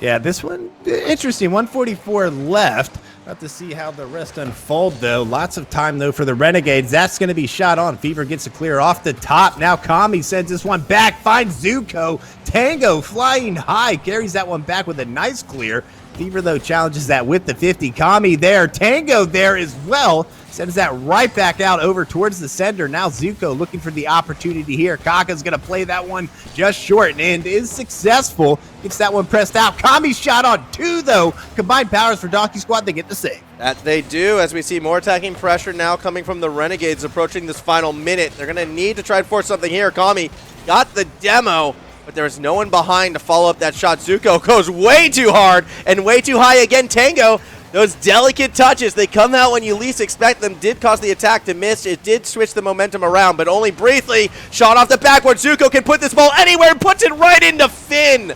Very heads-up play out of the defense from Donkey Squad. It's like that motorcycle thing, right? They tell you to look at where you want to turn, and that's where you're going to go. And that's, I feel like, exactly what happened in that. We've seen them able to direct those shots and get them where they need to be, but sometimes when you have that one player there, you're looking there, and that's where that one will go. 30 seconds on the clock. This one does appear as though it's going to go the way of Donkey Squad in this game number 2, for all intents and purposes. Now Tango sends that one in. Fever capitalizes on the corner, follows that up, getting blocked out, though. Physical play coming from Donkey Squad, but Fever won't be stopped. Anyways, Kaka's going to be there, sends that one back towards the corner. Clock ticking down. It does look as Donkey Squad will take this game number 2. Yep, opening match going to be going to the Donkey Squad side, although Kami fire off those finger guns, gets one on the 0-second mark right there, and that's a good sign for the Renegades that perhaps they're still warming up a little bit. They've had a long wait since we saw them in that winners final, so could be a little bit cold in that opening match. It's why they have that one game advantage, which, yeah, you didn't blink or see anything strange. One game was kind of given to them in the middle of that one. That's just because, well, that's how this grand final is working out. And now we are all tied up, one apiece. No longer a best of 7 adder. I think we can call this a proper best of 5 starting, well, in game number 3. Yeah, absolutely. And I tell you, Donkey Squad right now, they get lots of shots on net. You know, that's just something they seem to be very good at. They aren't as successful when they don't get as many shots. And we're not talking like 6, 7 shots, clearing 10 shots at a time. Very impressive when they're able to do that. But this matchup far from over. Absolutely, it's far from over. And I still feel like we know what this Renegades offense can do when they have that momentum in their favor. At the moment, though, ball takes an awkward bounce off that backboard, and Tango's going to put one on. Great heads-up save by Fever, who isn't able to follow it up. Instead, that honor's going to go to Zuko, who's going to try and press it forward. There's one of those big Kami bumps, but Finn is able to play it through the corner and make the save. You'd have to think that one was going to go, and just Donkey Squad very quick in their rotations right now, picking up that slack, trying to avoid those kinds of plays. Hats off to them for getting that one done, because I certainly thought that was going in. Watch for more of those kinds of plays to develop, though. Now Zuko tries to press that one, but no, Tango's going to get the beat on it. Lines one up, but challenge from Fever's going to catapult that one high. Open net. Will he be there in time? Does get the spawn and gets the save. Yeah, Fever was looking for that bump, was just unable to get there in time. A bit unfortunate at the end of it all, but again, I want to go back to Tango's touch and that pass to Finn. I know it was read by Fever, who played a very patient defensive game. Again, one of the best in the region at making plays like that. But Tango's touches, I don't know, every time I'm just more and more impressed. Either way, Fever right now playing off that sidewall, getting some offensive pressure. Kami and Zuko were waiting underneath. It will be Zuko who commits, as Kami now will have a chance with a lot of space given. Tries to throw one up towards the middle. Instead gives it over to Tango, who has Finn on the up and up, going up or even higher. It does eventually get to Cax, who won't be able to follow it through. And pace of the game slowing down a little bit, but I do feel like it's actually benefiting the Renegades in this situation. Very unusual. Yeah, definitely. The Renegades looking like they're more confident right now as the pace certainly has changed. Now Fever climbing up the wall on this one. May try to follow it up. Does get the second tap, but Tango gets to cheat on that one. Kami loads it up, though. Double tap off the corner towards the middle. Oh, Shot in. That one's yeah! still in danger of going in. Zuko finds a way. Renegades up 1-0. Yeah, and you can see Fever was trying to find that back pass to someone. Both Zuko and Kami were there. Kami tries to follow it up with a bump in the end. Zuko's touch a little bit awkward. However, the defense had no idea where that shot was coming from, who was going to be the one finding the strike. They're all out of sorts, and the ball does find its way into the net. Renegades now off this kickoff. Another chance. Zuko tries to go low, but Finn got enough of it for the save. Now Tango's going to carry this one out. Fever getting the press there. Renegades certainly stepping it up just a bit faster. Kami looking for the backboard. Tango flying in. Says not today. Now that one's coming down. Kami still with the challenge on it. Fever retreating back. Kami not breaking off the play. Still causing chaos. That one finally cleared towards the side. Now Zuko flying up. Gets it over Finn. That save's going to come from Tango flying high. Finn staying with the play. Now an opportunity going up. Tango down below looking to make a bump. It's going to be knocked away towards the side. Ball making its way back towards the middle of the field. Tango underneath has to go defense with it, but Fever's already there to punish. That nearly goes in. Kami with another chance, though. Can't quite hit that one straight, and it will be Finn who capitalizes. And a couple times now we've seen the Renegades go for these midfield passes off that side wall and have no one in position to follow it up, and the Donkey Squad has been looking to capitalize. They've been fortunate so far that the Renegades haven't gotten burned for this yet, but they need to be careful when they're putting up these meatballs because the Donkey Squad are always going to be hunting.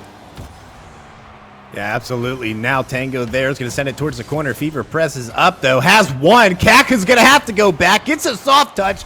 Kami tries to cheat it. Zuko finds the way. Renegades 2-0. Yeah, watch Kami on this one, though. Gets the touch, but then got that bump onto Kaka, throwing them into Tango. There's a reason why I still consider Kami to be the best physical player in the game of Rocket League in Oceania, because will always be forward, looking for those bumps, looking to cause those disruptions, always follows through. And that's been an X factor for the Renegades for a couple years now. Always something you got to be mindful of when playing defense against this lineup. All right, now Finn's going to try to have a delivery there. It's going to be knocked away, though, by Fever. Kami's there on the side. That's who the intended target was. That's coming out towards the middle. Kaka's going to be there, though. Now Fever trying to receive this, drop this towards the side. I believe that might have been Finn who laid off that one. Finn with it right now. That one's coming down fast. Big save, though, coming there from Kami's. That's knocked away. Tango, Donkey Squad on the strike, on the shot. Zuko gets a save on that one instead. Lots of physical plays going on right now. Expecting those to continue throughout the series. Yeah, perhaps we will. That said, only 1 minute remaining in game number 3. A chance to take the lead in the series, and it's going to be Kami who's capitalizing on it. Very well-read midfield play, and that's going to be a massive 3-0 lead, just beating Finn to it, and from further back as well. It looks like game 3 is going back in favor of the Renegades. Yeah, and that's something I feel like we haven't seen here lately with Donkey Squad. They tend to be very fast on rotations, getting to where they need to be. Perhaps the beat just not anticipated on that one. Less than a minute to play. Renegades 3-0. They do seem as though they're going to win this one. Still some time, though, for Donkey Squad. Now Zuko's going to send that towards the ceiling. Big banger coming up as Finn tries to follow up. Collapses on the outside. Shot across. Kaka gets the goal. 3-1 now. Donkey Squad still in. And that's going to be a feels good right there. The double touch pass finding Cax perfectly across the box. Defense not prepared for the velocity, I feel like, of the pass. I mean, Finn got all of that one and was able to dish it out perfectly. Really well played. And now with half a minute remaining, maybe if we'd see a bit of kickoff pressure, Donkey Squad could have get something, make it happen. As it stands, the Renegades are playing so far back right now, making any sort of offensive move. It's going to be a challenge. Tango almost got it with that 50 right there. If Finn can hit a read, this could be dangerous. Finn's underneath. Shots on target. Zuko makes the easy save. That one coming out towards the side. That was that oh my gosh moment where could this really be happening? But nah. Renegades gets a save on that one. Clock under 10 seconds. Kami looking for the double. Finds the double. That's another goal for Renegades. Watch how little car movement there is from Kami on this play. Had that one lined up from the start. It's like a straight horizontal line against the ground right there. A beautiful display of car control to make this game even further out of reach. Yeah, let me tell you, when I hold air roll on those shots, my car didn't do that. not even close. Clock ticking down, though. That one's going to be possibly an opportunity challenge in the middle. That one collapses. Renegades get the win. I wanted that game to extend another 3 seconds because as amazing as Kami's car control was at the end right there, I feel like the car control we saw out of Cax at the very end was even higher. If for no other reason, he landed that last aerial perfectly. Yes, he didn't get the goal, but he landed right into a Rule 1. And we didn't really get to see it extend just because of, well, the circumstance at the tail end of it all. Definitely would have been great to see. However, more importantly, Renegades now up quite considerably in this series, as I believe we are going to be getting a lobby remake as due to there's been some players bumped out. And that is the way that one goes. They're going to go ahead and remake that one. So far, has this played out to what you expected? Yes and no. I think the Renegades being a little bit slow at the start wasn't what I would have predicted, but it's not too surprising just because of the sort of gap that they had, and it was a longer delay, and this is, a recurring thing that you might see happen in events like this. However, now that we are going to get more back into it, I feel like the Renegades with that momentum, there's a very good chance that they do continue to follow through and actually take our next 2 games.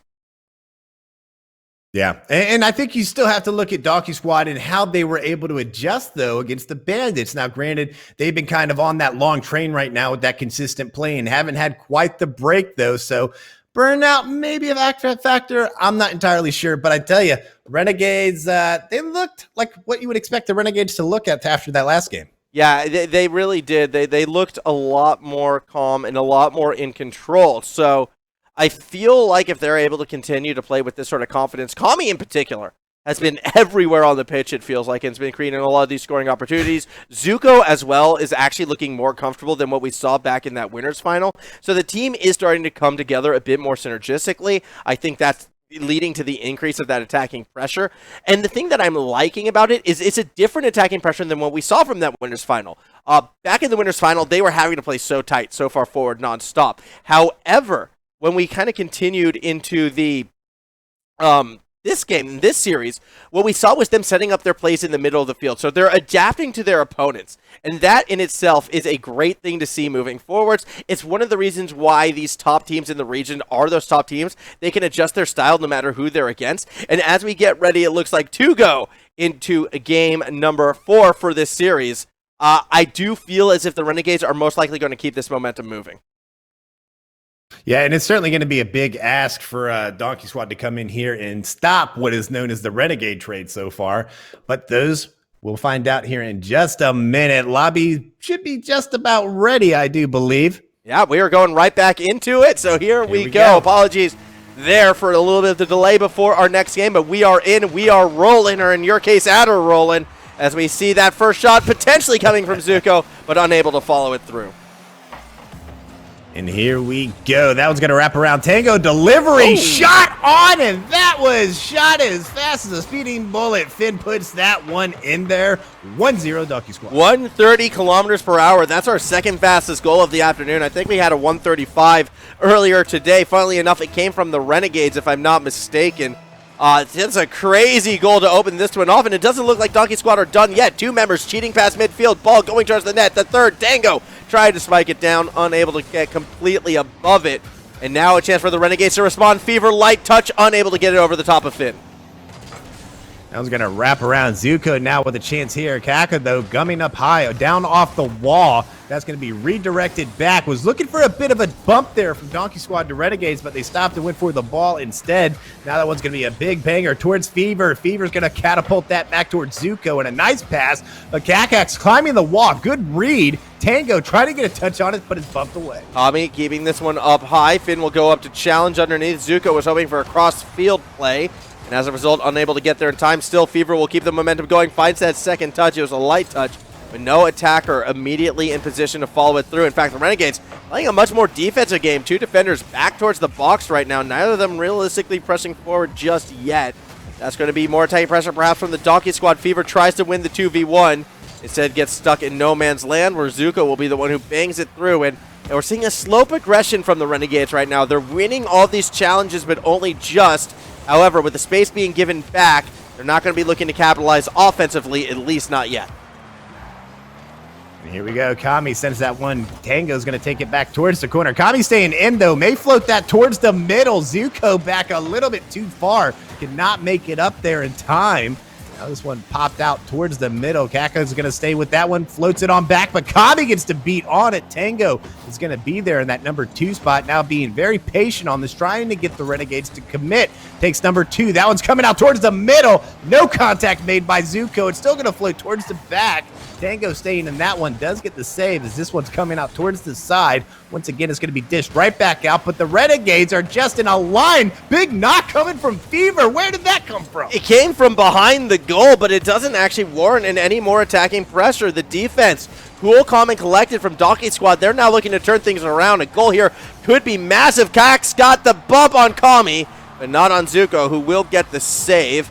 As we see a clear back across that midfield line, defenders bumping into each other. Zuko with the chance actually isn't able to find Tango, so Kami keeps it up high. Fever from underneath, that's gonna go in.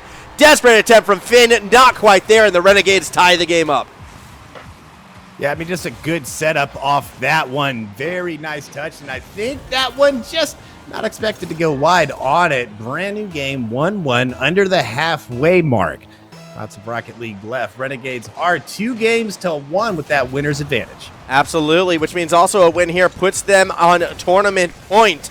And they're going to be looking for that next goal off of the kickoff. Zuko shutting down that rotation. But again, the team continuing to play further back as now Kami tries to follow up with that next touch. Won't get there in time. Fever, though, will be able to find a backboard pass to Zuko, who I don't think was expecting that second touch, to be quite honest. Fever trying to get a bit too tricky, wound up faking out his own teammate. Now Fever's going to go up there, slowing down just a tiny Whoa! bit. Pin pressing, pinch towards the ground. That's almost catastrophic. But somehow Donkey Squad get the save. Hats off to them for getting that defense going off the wall. Finn loads that one up. Unfortunately, it's towards the Renegades. Kaka's going to have to come off the backboard. Kami loading up. The Kaka will get the save on that one. Keeps the ball and pressure going towards that Renegade side. Tango sticking with that play all the way till the bitter end. Eventually does get double demoed, and now in a 2v2. Kax has to play a bit of backboard defense right now. That angle from Kami almost goes in. Instead, we see the clear back the other way. Fever shuts down the middle of the pitch, but no one from the Renegades are there. So now Kax, space to work with, runs into Kami underneath Tango. Still going to play that backboard where Finn will be waiting on the tail end of it. All shut down by Kami. Still a tight ball game. Shot from Tango isn't able to break the gridlock.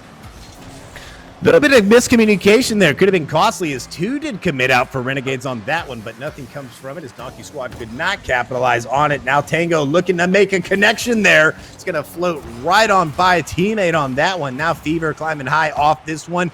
Doing very good, but it will be eventually knocked away. Zuko, bouncing shot. Clear, though, from Kako. Will keep the ball alive. 1-1, less than 40 to play. No idea how this one's going to go. Yeah, this is a very back and forth game. Shot is a little bit wide from Kax, although Finn will be able to follow it up. Zuko's there. Weak touch. Tango scoring opportunity. Backboards it back to Kax, who didn't see the opening. Instead finds the pass to Tango. Finn didn't want to commit, however. Defense had that red. So we go back the other way. Tango has to go one-on-one against Kami. Does wind up winning out, keeping the ball in front. Now Fever has a crack, and Fever actually gets a massive dunk. Zuko spike puts it a little bit too hard, and Tango's there for the save. 7 seconds left in regulation.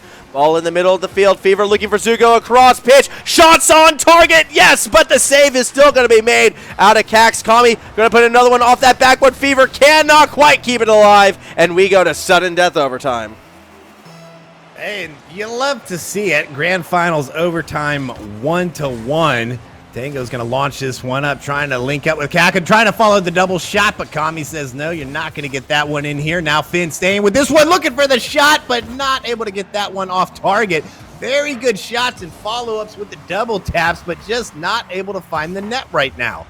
20 seconds into this one. Now it catapulted away. Kaka's going to send it wrapping around. And once again, now Renegades trying to get something going, but knocked away towards Dogs. Yeah, Tango with a chance. Isn't able to get it past Fever just yet. Finn will follow it up, but as well runs into Fever. Do we see a third save from Fever? Yeah, we do. Fever saves Tango shot as well. All 3 members of Donkey Squad cannot get past Fever as our overtime rolls onto a Zuko shot. Save from Kax from behind. Second Zuko shot. Save from Kax from in front. And the ball gets pushed into the corner where Kami waits strike, not on its mark.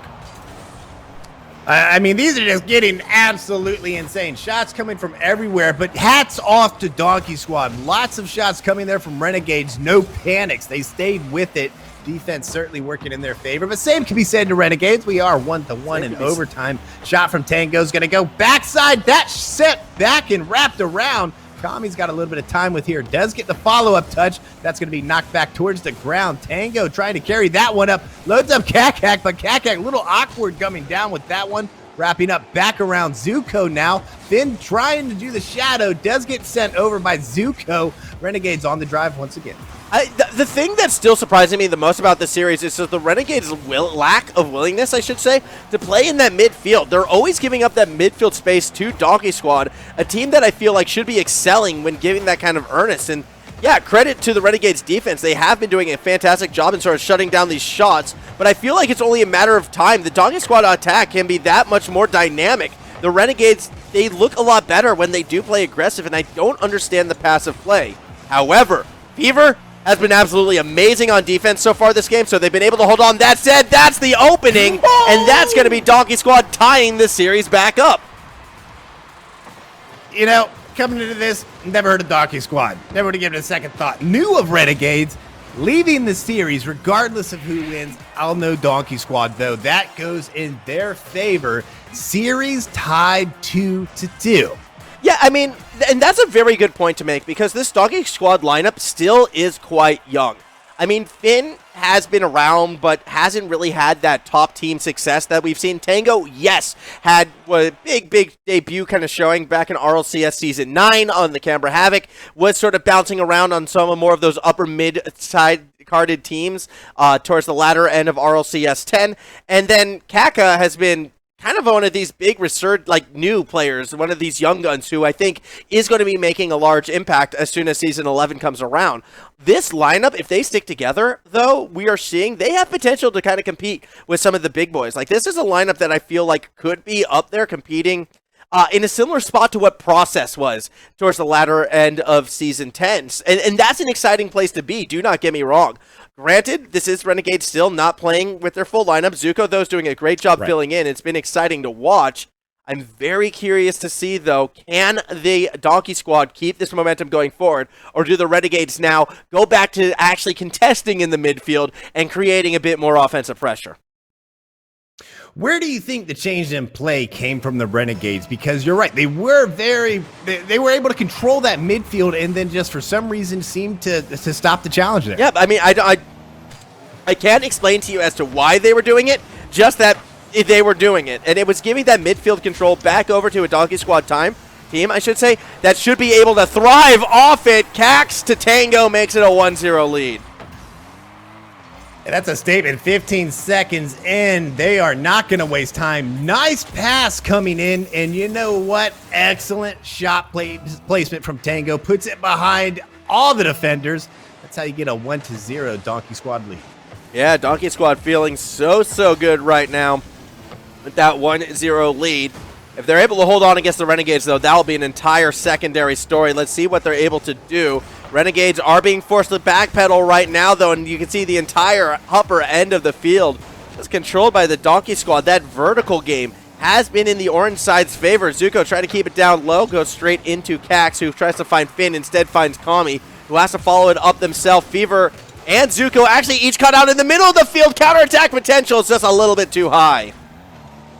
Finn almost turning that one in, and that one would have been a sure in. Would have caught the Renegades off guard. Tango with a save there on that one, though. Nice little save. Zuko now trying to clear the net, but ball's going to fall towards the back. Wait a minute, Renegade's going to get another opportunity here. Fever dropping that. Get the double tap. Floats towards the middle. Kaka's going to get the save, though. Renegade's not done with this pressure, though. That will get knocked away. Bounces back towards the middle. Tango's going to demo Fever. Now Tango could have Kami down brain, but no, that's going to be knocked away. That's going to lead to a shot from Tango. Cross pitch and in the net.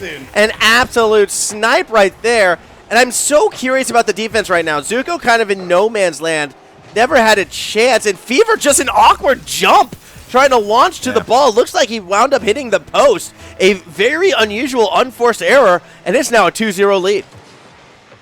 Yeah, and you have to wonder if the pressure of the series tied now could be playing a little bit of a factor because earlier did not see the Renegades with these kinds of mistakes.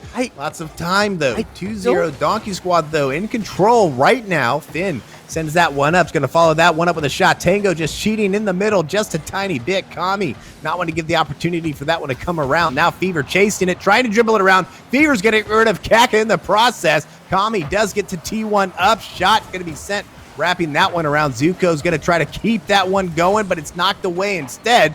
Now that's going to go towards the number 3 spot. Fever's going to try to drop it down. Kami not able to get up there in contact as that one just fell short. So you brought up the notion of pressure perhaps affecting the Renegades' play, and I am going to push back a little bit on this one, just because Fever is a player that I've been covering for a good long moment. Hold this thought, this counterattack can be dangerous, but it doesn't look like it's going to go through.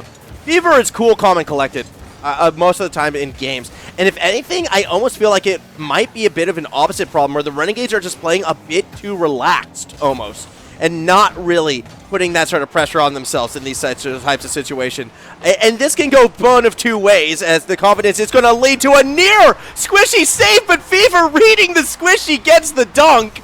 This is what I mean. It's not pressure. They're relaxed. They're calm because they're doing this. I think Fever just needed to hear Formal say the name. And then it was just, powers are activated like Voltron. That was one of the craziest reads I've ever seen. Absolutely insane. And Fever's not done! Kickoff, bump, goal, tie game. See, Renegades, they're in control. Maybe they just needed some motivation. Yeah. They're okay. We gotta show everybody what's up there because Fever just absolutely bullying that one in there. Now, Fever's awoken. Be careful, Donkey Squad. This can get very dangerous very quickly unless you find a way to get Fever back on that back foot. As we continue along, tie ball game 2 apiece, tie series 2 apiece. And guess what, Adder? We've got 2 minutes left in, well, actually, it's game 5. Not game 2, sorry. Either way, there could be 2 games left as Kami going for a 50 against Cax, who does keep the ball held in a dangerous spot. Fever has a look, doesn't quite want to follow it through. Shot still taken, saved by Tango. All right, now Tango's trying to cue that one up, but Zuko's coming out with the speed on that one. It's going to be cleared back towards the side. Fever going to try to jump this one away, looking for Zuko in the middle, but Kaka's going to get the save on that one, knocks it away. Now Kaka's going to try to load up, not able to make contact with it. Now as Finn tries to drop this one down, Fever plays it though, sends that right on back towards Donkey Squad territory. Now Kaka might have loaded up Zuko on that one, nothing coming of it, shot on. Finn gets the save there, but Fever queued up again. Renegades just able to keep it going. Fever almost walks that one in there. That was almost a great individual play. Zuko just unfortunately didn't have the read despite the tight spacing to be able to tap that one in. Final minute in game 5. And Donkey Squad, I mean, kind of been losing my mind a little bit because of the Renegades play, but the Donkey Squad, they're still tied. They're still 1 goal away from moving not just to match, but to tournament point right now, as they will be the team setting themselves up first, perhaps on that sidewall. Not quite. Zuko looking for Fever, who does well in the 50 to at least get the bump. Finn's still going to be there first. Cax follows it up, runs into Kami. Can't get it past Fever, though. Less than a minute to go in regulation. Next goal probably takes this game, and the Renegades are going to have the first crack at it.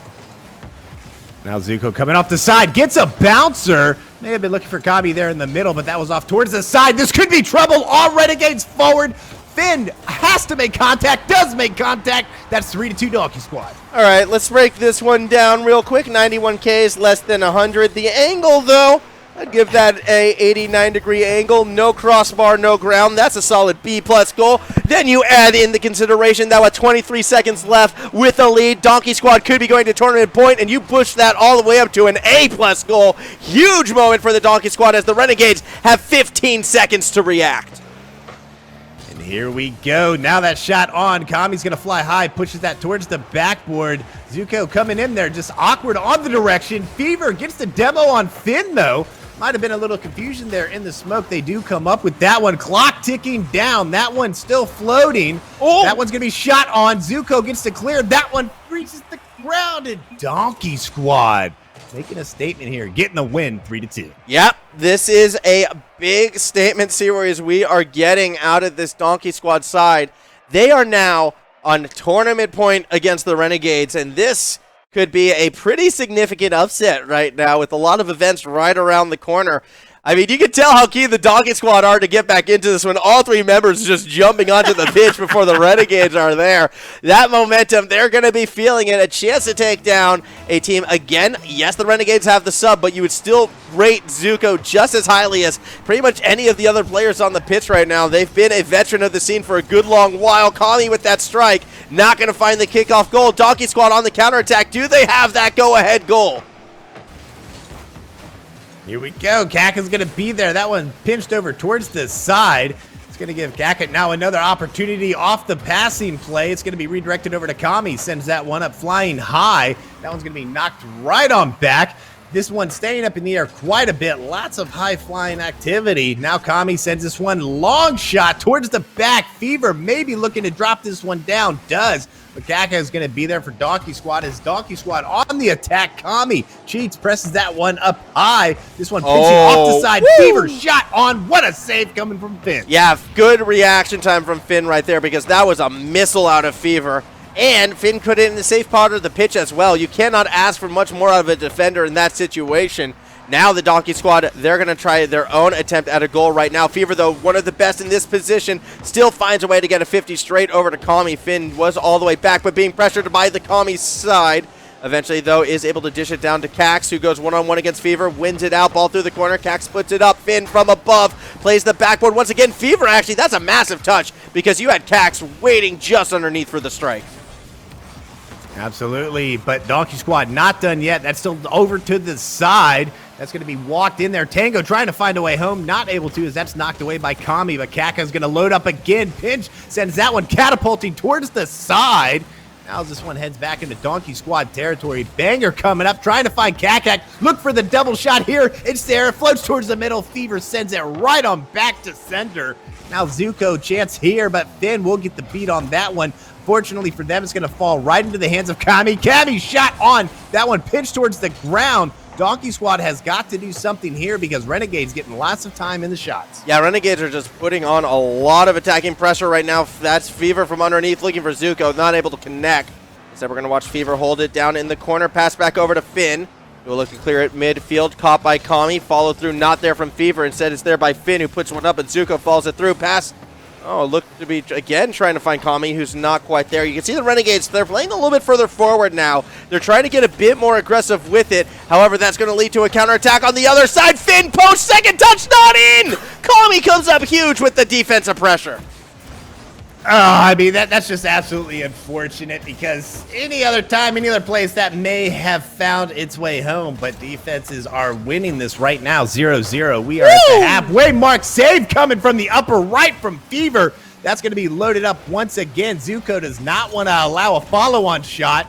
Now as Kami chases this one down, Kaka's going to be there flying off, looking for Finn in the middle. Finn up, looking for the second touch. Tango floating off the back. That has a chance, but both Renegades come together, get the save. This is insane to see the Renegades defense right now being put under so much pressure. I mean, you can flip the nameplates around and this series would almost be making more sense.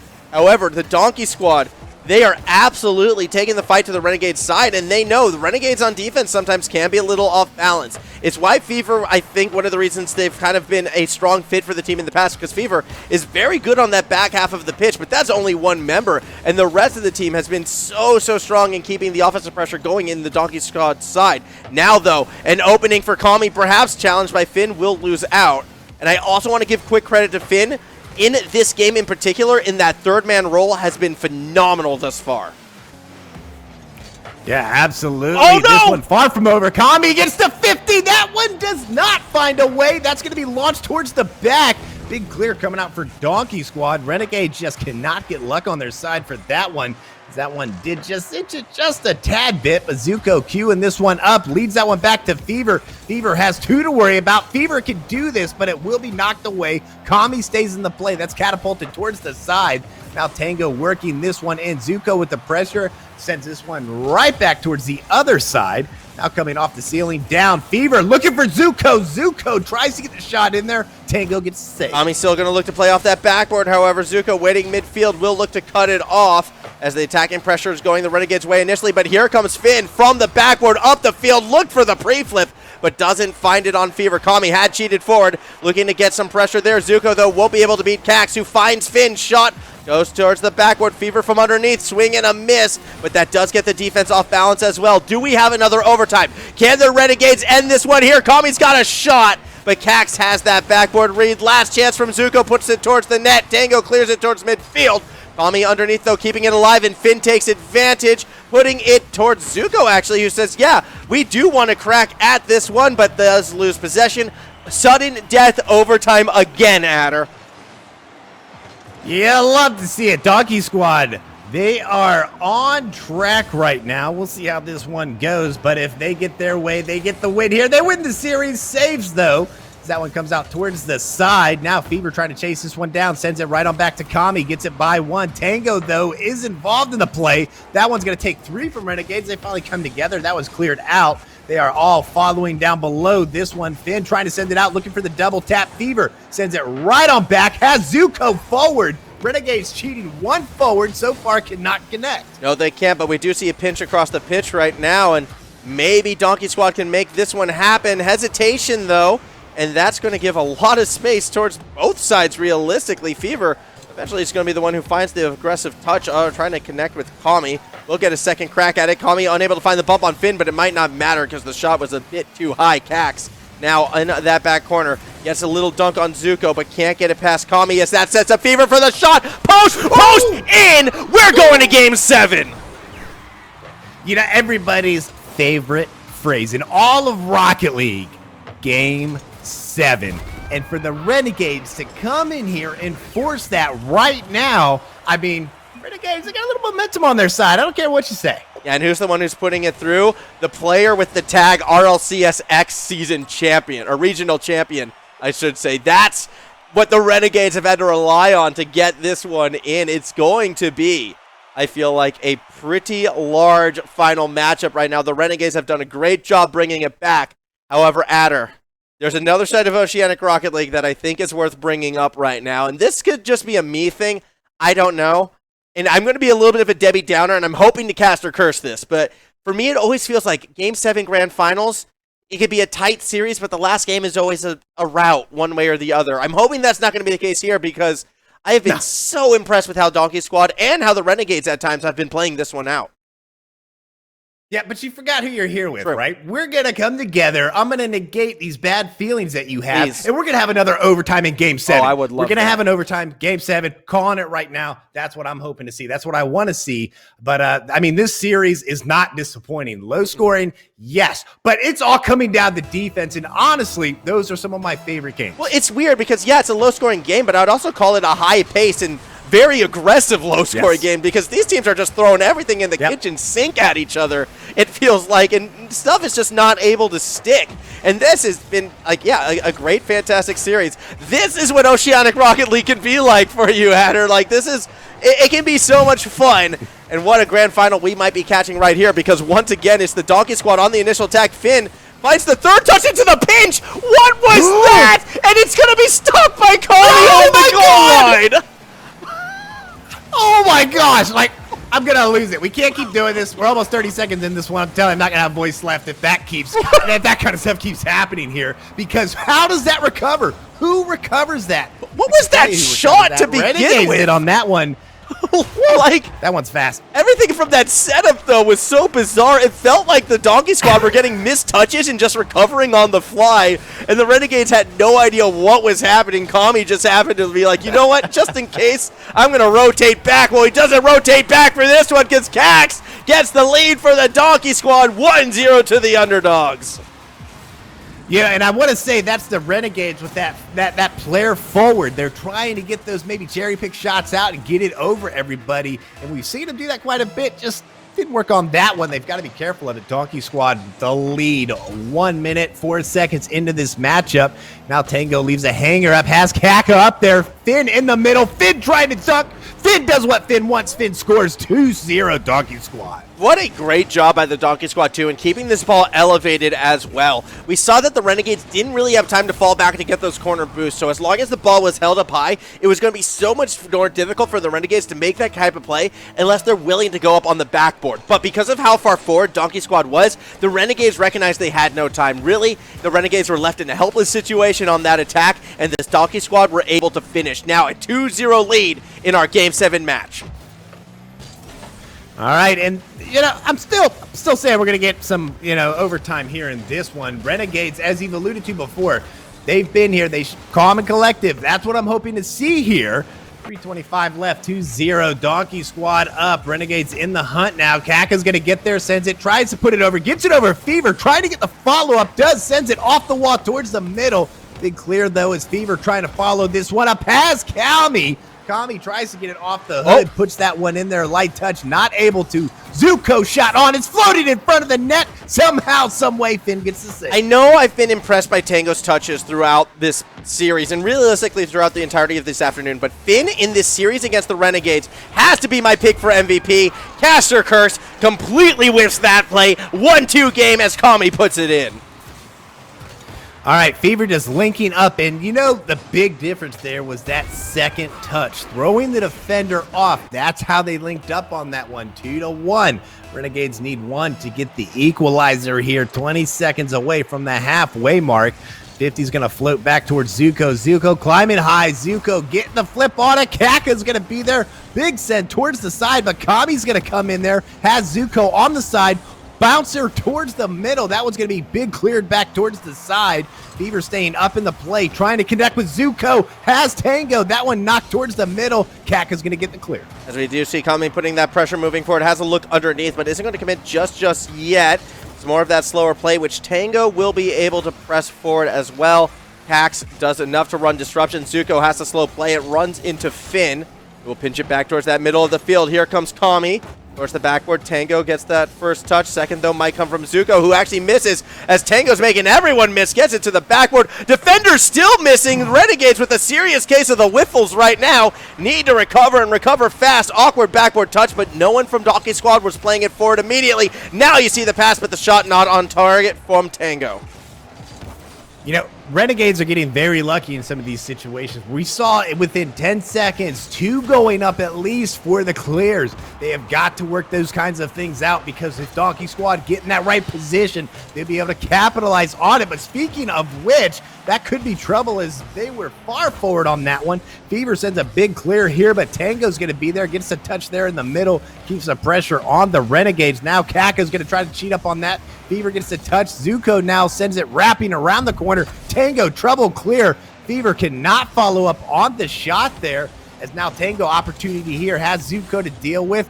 1 minute coming up on the clock. Shot in. Zuko can't connect. That is unfortunate for the Renegades. Fever, though, got a massive 2-player bump, though, and that's allowed this Renegades attack to continue. Kami looking for Tango, can't find him, and Fever has to give the play up. Now Fever looks for the bump. Tango jumps over, and Finn gets a massive pinch of a clear. So much space, so much effort lost with one touch again out of Finn. Now, less than a minute to go. The Renegades, they need to find a way to get back on that attacking half, but Finn has just been doing so much work. Now leaves it for Cax, who goes for a tournament-ending goal. Put it in Tango's hands, but Kami comes through with the save.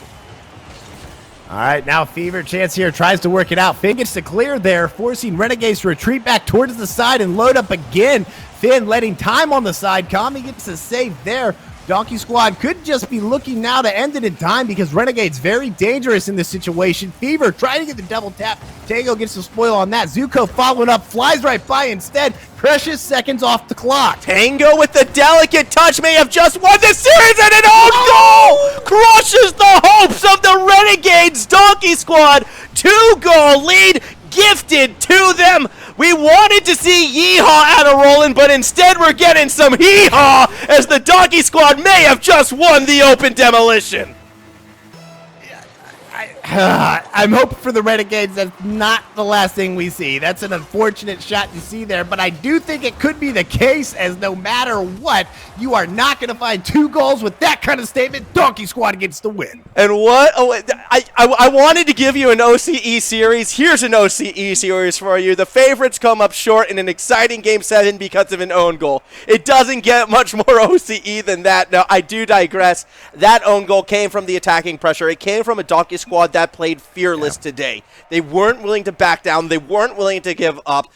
Again, it's a team of 3 aggressive-minded individuals. Like, this is a team that will be looking to take it to pretty much any opponents that they see, both in events like this, in RL's Gauntlet, which is coming up, RL Oceania's Gauntlet, I should say, and when Season 11 eventually kicks off, this Donkey Squad team, again, I peg them as a team that's going to be fighting in the top 8, and if they can come up in matches against the Renegades like this and come through, I see good things in the future of the Donkey Squad. Yeah, I mean, absolutely fantastic play. And this was my first OCE tournament. And what a tournament to come into, right? I think the logo there with the Renegades on the left, and then you have this Microsoft Paint logo coming out from Donkey Squad. Hey, I like it. This is my kind of place. I might stay a while. Yeah, I'll always be happy to have you back. I'm sorry. The crown.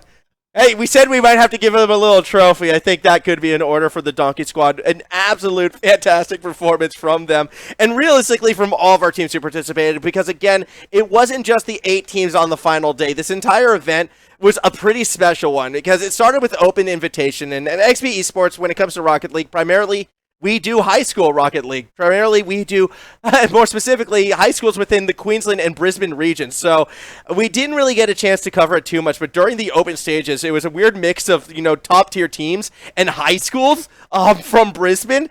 And I felt that dynamic was a lot of fun. I got a wonderful screen cap, actually, of Bad Habits stuck in a triple Rule 1 sent to me at one stage, and it's always been that kind of event, and then to still in it on an absolute banger of a series, like it's been a wonderful treat. So once again, I'd like to thank our sponsors for enabling to put this together. Of course, Intel Gamer Days Festival for being the catalyst of having this event, the technology provided by the Computer Alliance, and the giveaways provided by EPOS Audio. I'm still a little bit curious about that one and where that one's going to go, so maybe keep your eyes on that XP Twitter, that Twitch chat right about now, if that's going to be explained. Either way, it's been a fantastic event. Yeah, absolutely. And what a great event to show up for. I can't thank XP enough for having me here. And you, of course, got me here involved in, just that late night DM. And hey, can you do this? And I'm like, I'm so happy I answered. But, just fantastic all around. Yeah, don't worry. We'll let you get to bed soon as well. I don't even want to think about what time it is over in the States. But taking a look at our prize pool right now, top 4 teams are walking away with something. Hardstuck Bronze, $210. Bandits getting $360, a nice full rotation. $660 for the Renegades, and $1,270. A nice midway point of that prize pool going to the Donkey Squad. Very well done for them. Joining a pretty elite group of champions of this event. Last year, the winner of this was the Ground Zero. They went on to dominate RLCSX. I wonder, is this going to be the start of the Donkey domination for Season 11? I don't know. I'm excited to see how the merch looks because I have grand visions in my head right now, and I just got to see if it looks the same on a shirt. How I picture it. Don't ever change, Donkey Squad. Yeah, don't ever change. Don't ever change, Oceania. Always a treat to be able to cast games like this, and always a treat to cast with you, Adder Roland, and always a treat to be here at XP Esports. That said, unfortunately, that is going to do us for today. Thanks for everyone who came in. I know we started early, late if you're in North America, but we started early here in Australia, and it's been a blast, a great way to spend a weekend's afternoon. But for now, do remember, come back in, Monday, if you want to watch some more Rocket League. The high schoolers are going at it starting at around 4:30. It's going to be a lot of fun. Be sure to follow Adder on Twitter as well. Show some NA, some support. The minor regions need it. And until next time, have a great day, everybody. See you out there on the pitch.